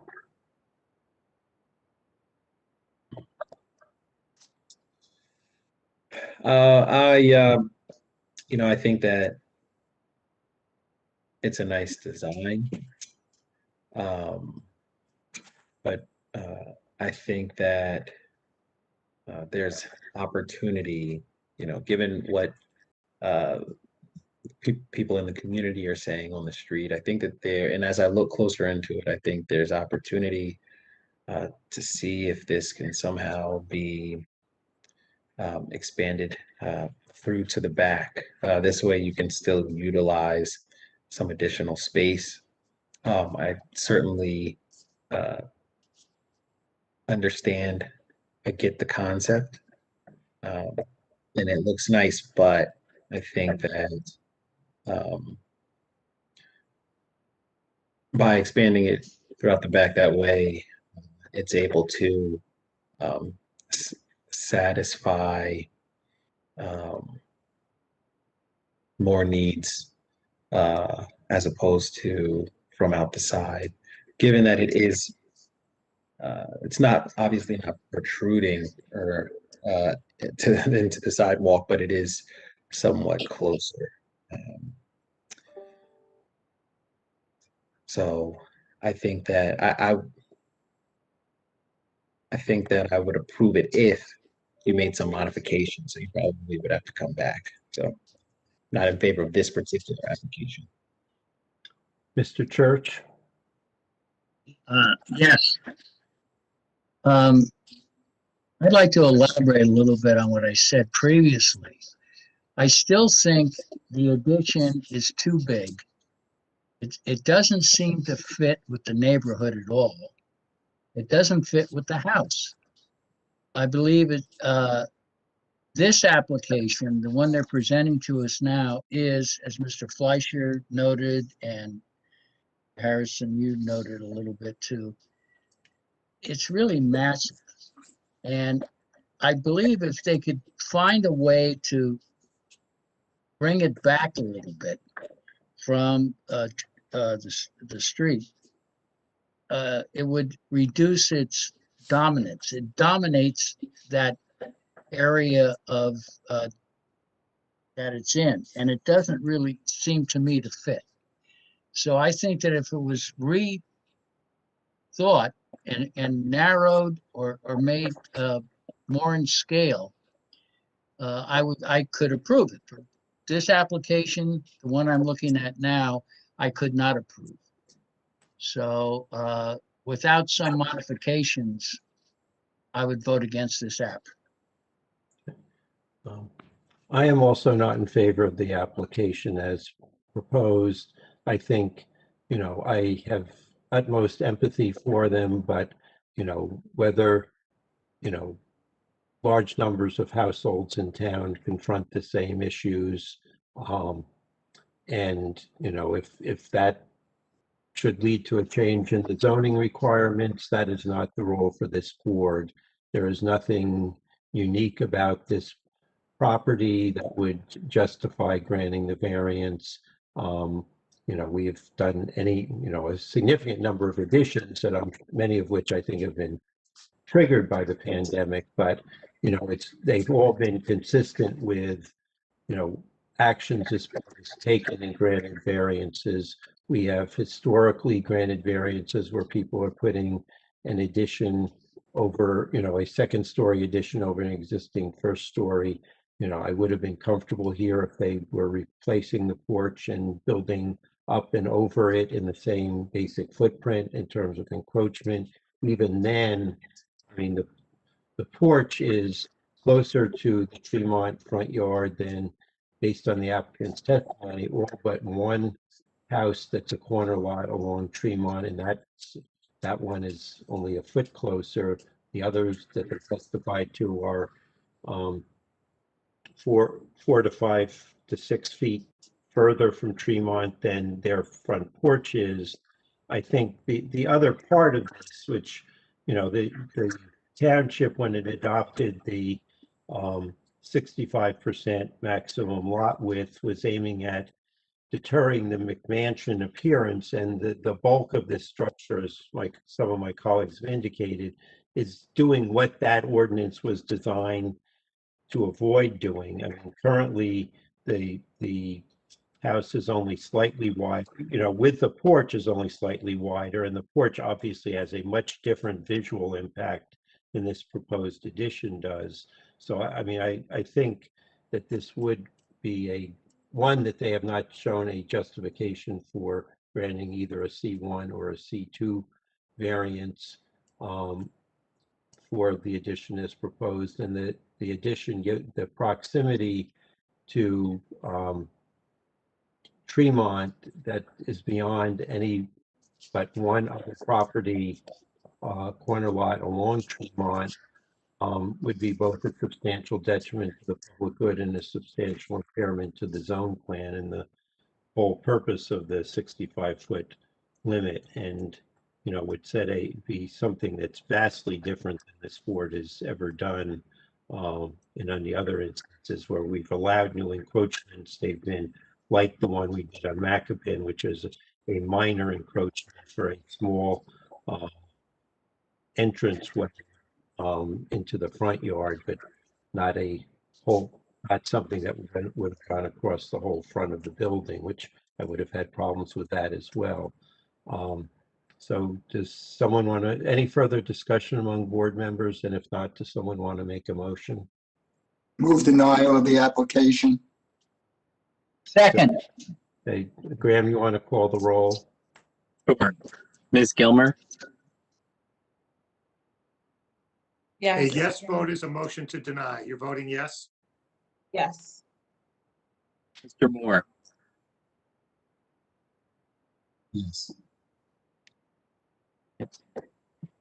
Mr. McCullough,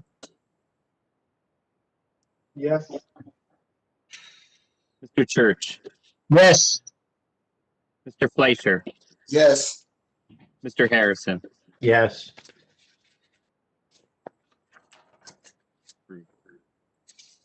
Okay, the application is denied.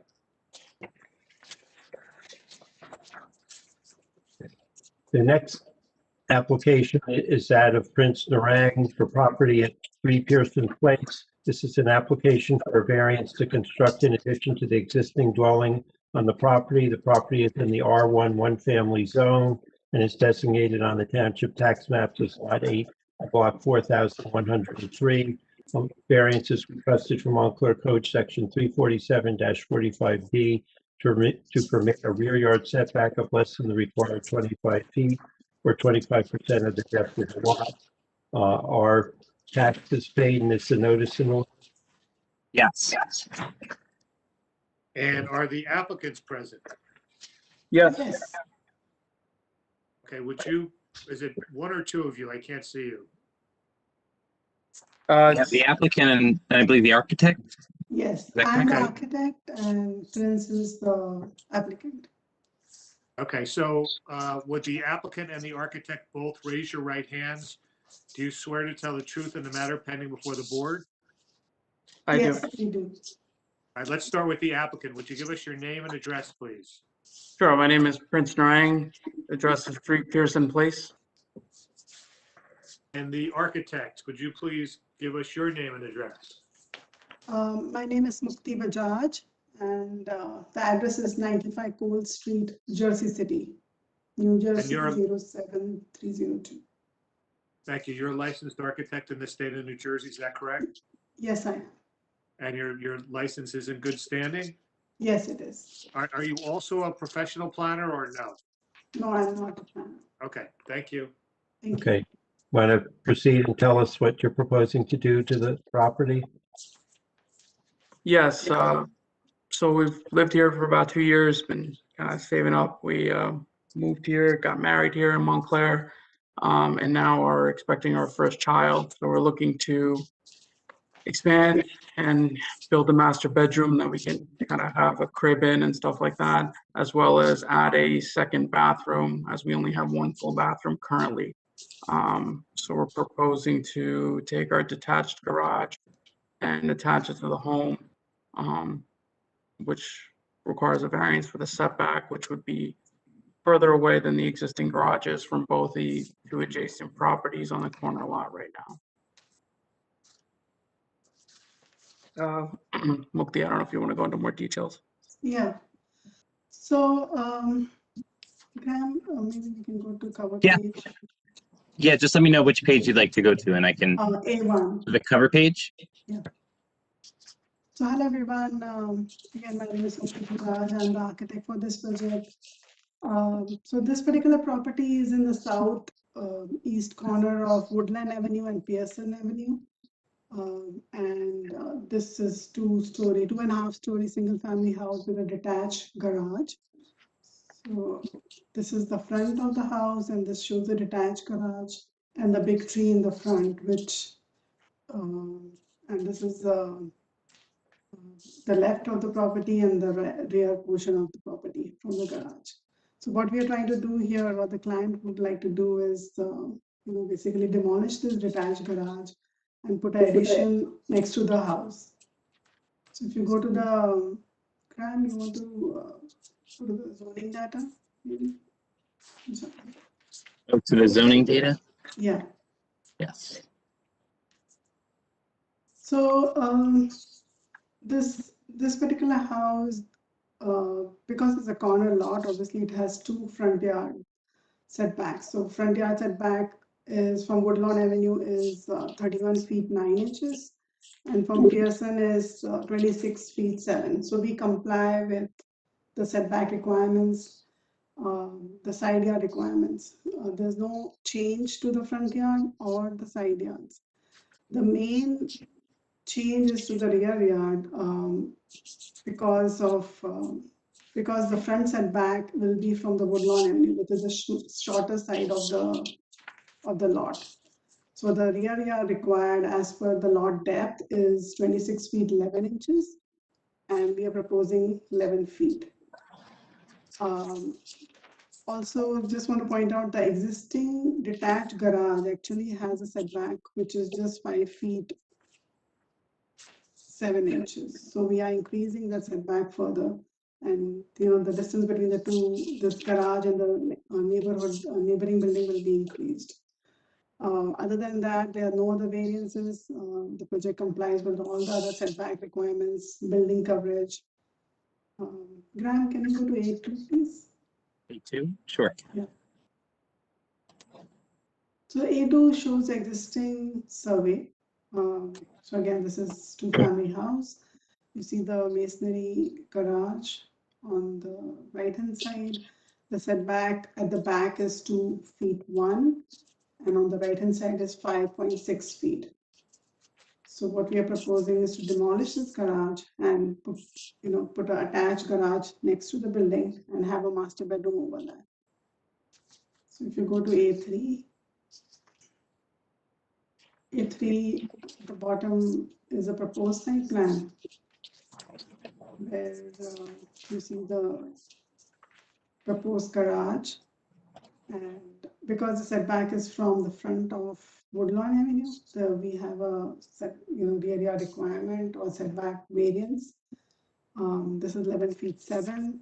Original was 5 feet 6, 5.6, and this is increased further. So we have more distance between the neighboring building now. Also from the back, the existing garage, which was 2 feet, will have a more setback of 9 feet 2 inches. Maybe you can go to the floor plans now, A4. Okay.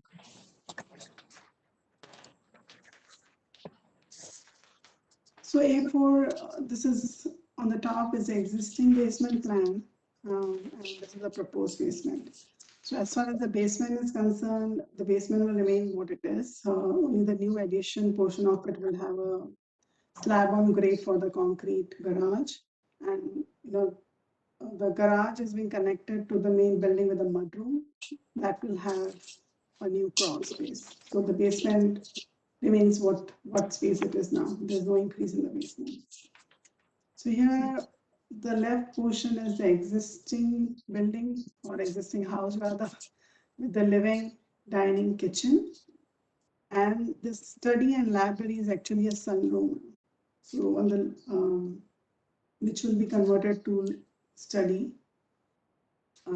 And we are proposing a 2-car garage with a small mudroom which will be connecting the garage and the living room area. On this floor, they just have a half bathroom. That will remain the way it is. You can go to the next page, please. Mm-hmm. So this is the upper floor. So second floor has originally 3 bedrooms and only 1 bath. So if you go to the left, okay, so I can just show the existing floor plan. Oh, yeah. Thank you.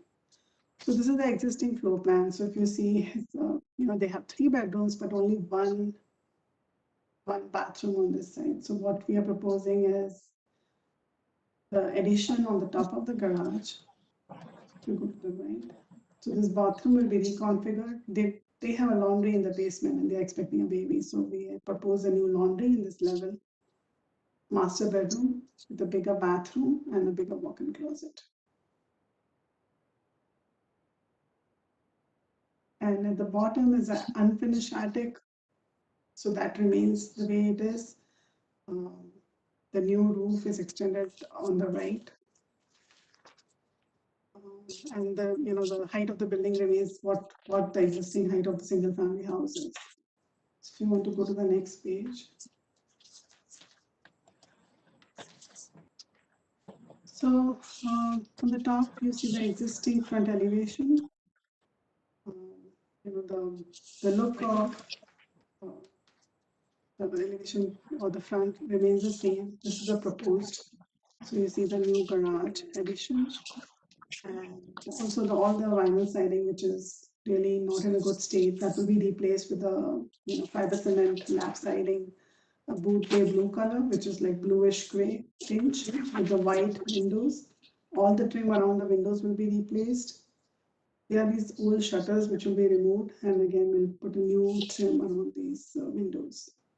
The front porch, the steps, everything remains the way it is. They'll probably just repair this railing and paint it black. There's a metal railing there. And on the lower portion and around the face of the garage, they will have a stone veneer. You can go to the next page.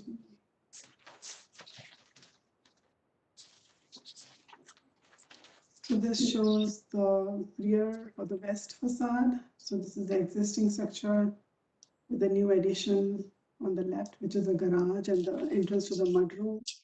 And on the upper floor, you see the upper floors, you just see the master bedroom windows and the roof line, which is almost aligning with the existing building. Go to the next page, I think. This shows the left south facade, and on the other side, it's pretty much remains the same. Only thing they will replace the siding with the new hardy lap siding and the stone veneer at the lower portion of it. They will repair the roof as they move along and see what the damage is. But mainly the siding will be definitely replaced with the windows with the new trim.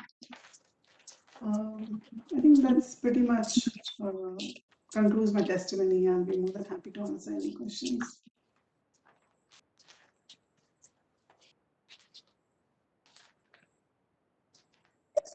Okay, we'll start questioning with Mr. Fleischer.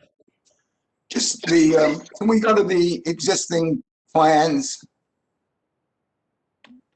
For which floor? for the lower level?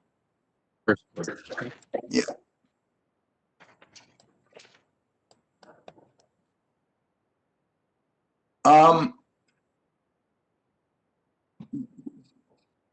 One of the things that keeps the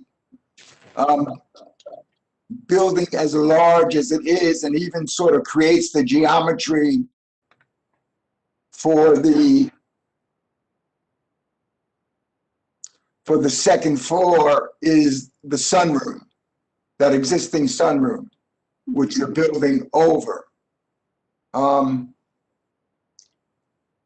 And are you going to be using the foundations and everything else of the sunroom, or are you doing new foundation work, or? No, for the sunroom, we'll keep the foundation. The foundation is in very good state, so we are not going new foundation over there. Only the back, sorry. I'm not hearing you. I'm not hearing you well, so I need. Okay, 1 second. Let me just fix my headset and increase the volume also a little bit more. So the existing foundation of the sunroom will remain the way it is. Actually, there is a basement portion here. So if you go to the basement plan, the top, so there is accessible basement here. So it will remain the where it is. So it's part of the basement. So it will remain, only at the mudroom will have crawl space, and on the garage will have a slab on grade. Right.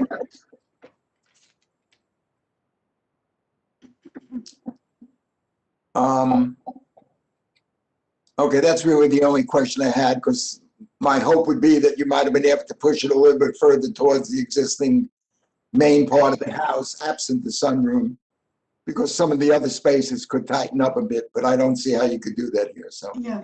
That's the only question I have. Mr. Moore, do you have any questions? Not at the moment. Mr. Church, do you have any questions? No questions. Mr. McCullough, do you have any questions? No questions. Okay. Ms. Gilmore, do you have any questions?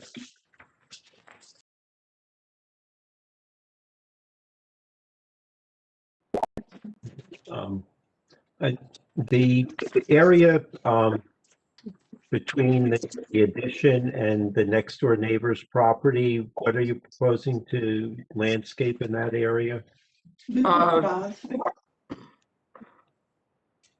Around the driveway would probably put some trees or some evergreens. We hadn't fully decided, but between the neighbor's property and our property is probably some grass. We have a good relationship with the neighbor, so we probably figure out exactly what we kind of both want there. But right now the plan was just grass and then kind of some bedding or something to see.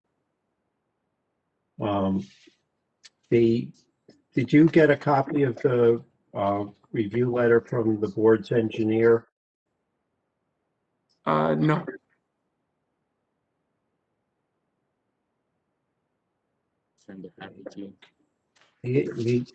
They have a number of questions and requests for additional information, which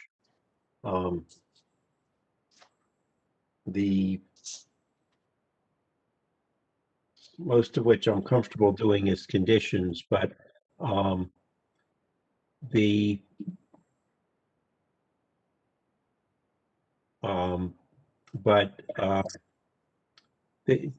of the questions they ask is about the maintenance of the pavers you're proposing. You want to go over what type of pavers you're putting in and how you'll be maintaining them? We're looking to do permeable pavers in the back. We just thought it'd be good hardscape there, so we could put like a little patio table on. As far as maintenance goes, we would regularly, we have a landscape contract right now. We would put that in there to pressure wash and re-sand them, every year or two as needed. Okay. Let me go over their comments so to make sure if we impose conditions, you're not going to get excited. The first comment is that you provide total impervious coverage including all new pavement and building addition. I assume that's not a problem for you to do. Is that No, correct? yes, that's not a problem. And then they want you to revise the plans to comply with the new stormwater runoff requirements. Will you do that? Yes, Okay, and then, and that you would also revise, and will you revise the plans to include stormwater management of the new impervious surface? yes, And they want you to, will you revise the plans to show spot elevations to ensure the stormwater runoff doesn't affect your neighbors on either side? yes, And then they also want you to provide roof leader locations and their length. And will you provide, show those on the plans as well? yes, the leaders, the inverts, and the white letters, no problem. Okay, I have no further questions. Any other questions from members of the board? Okay, are there any members of the public who have questions, testimony, statements, anything you want to say about the application? Now is your chance. Mr. Chairman, we have no public attendees joining and no one on the phone either. So Yes, I see that. But just do that anyway, like I do in an empty room, just to be sure. You want to do the little thing that you're unmuting just in case someone's there invisibly? sure, I can.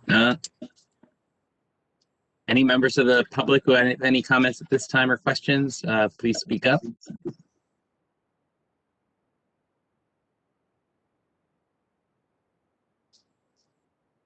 Okay. Not hearing any. Okay, anything either of you wish to add before we discuss and vote on the application? No, I think that's all. Yeah, I'm good. Okay, we'll start discussion with Ms. Gilmer. I'm in favor of the application. Okay, Mr. Fleischer. I'm also in favor of the application. I don't see any problem with this addition, and it's actually a little bit further away from the existing dwellings, which is helpful, though it is a bit taller than it was, but I think it's fine. Okay, Mr. Moore. I'm in favor with the application. Mr. Church. I'd be in favor of the application as long as the applicant adheres to the engineer's report. Okay. Mr. McCulloch. I'm supportive. Okay. I'm also in favor of the application. I think even though the existing garage is actually only minorly not conforming, I think by eliminating that and putting the addition further away than the garage is, that there will not be a substantial detriment to the neighborhood or the public good. I think there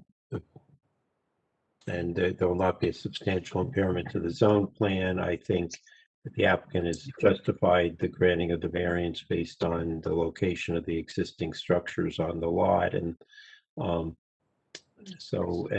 we should impose the requirements set forth in the engineer's letter as a condition. Any further discussion among board members? And if not, does someone want to make a motion? Move approval of the application with the condition as stated by the chair. Second. All in favor, say aye. Aye. Aye. Any opposed? Any abstentions? Okay. So proceed. And someone want to make a motion to adjourn? Not yet. I have one question. Do we have any sense of if and when we'll be returning to in-person meetings? Graham? I have not heard any information on that. Can you inquire as to whether they had done back long ago in an analysis of number of people who could be accommodated in the council chambers, which wasn't altogether encouraging, but I think if the I'll ask the question. I know that I believe it was the fire official that had done the calculation. The capacity limits, I believe, have been removed, but the 6 foot distancing remains. So I don't know exactly that. what that results in numbers wise. Right. Figure out, and, I think we probably have to do a 2-tier arrangement among board members. But if someone could start looking at this, as much fun as this is sitting at home doing this, it'd be better to do it live and in person. Motion to adjourn. Second. All in favor, say aye. Aye. See you. Good night. Good night. Thank you all. Thank you, everyone. Thank See you. Good night. Good night. Right.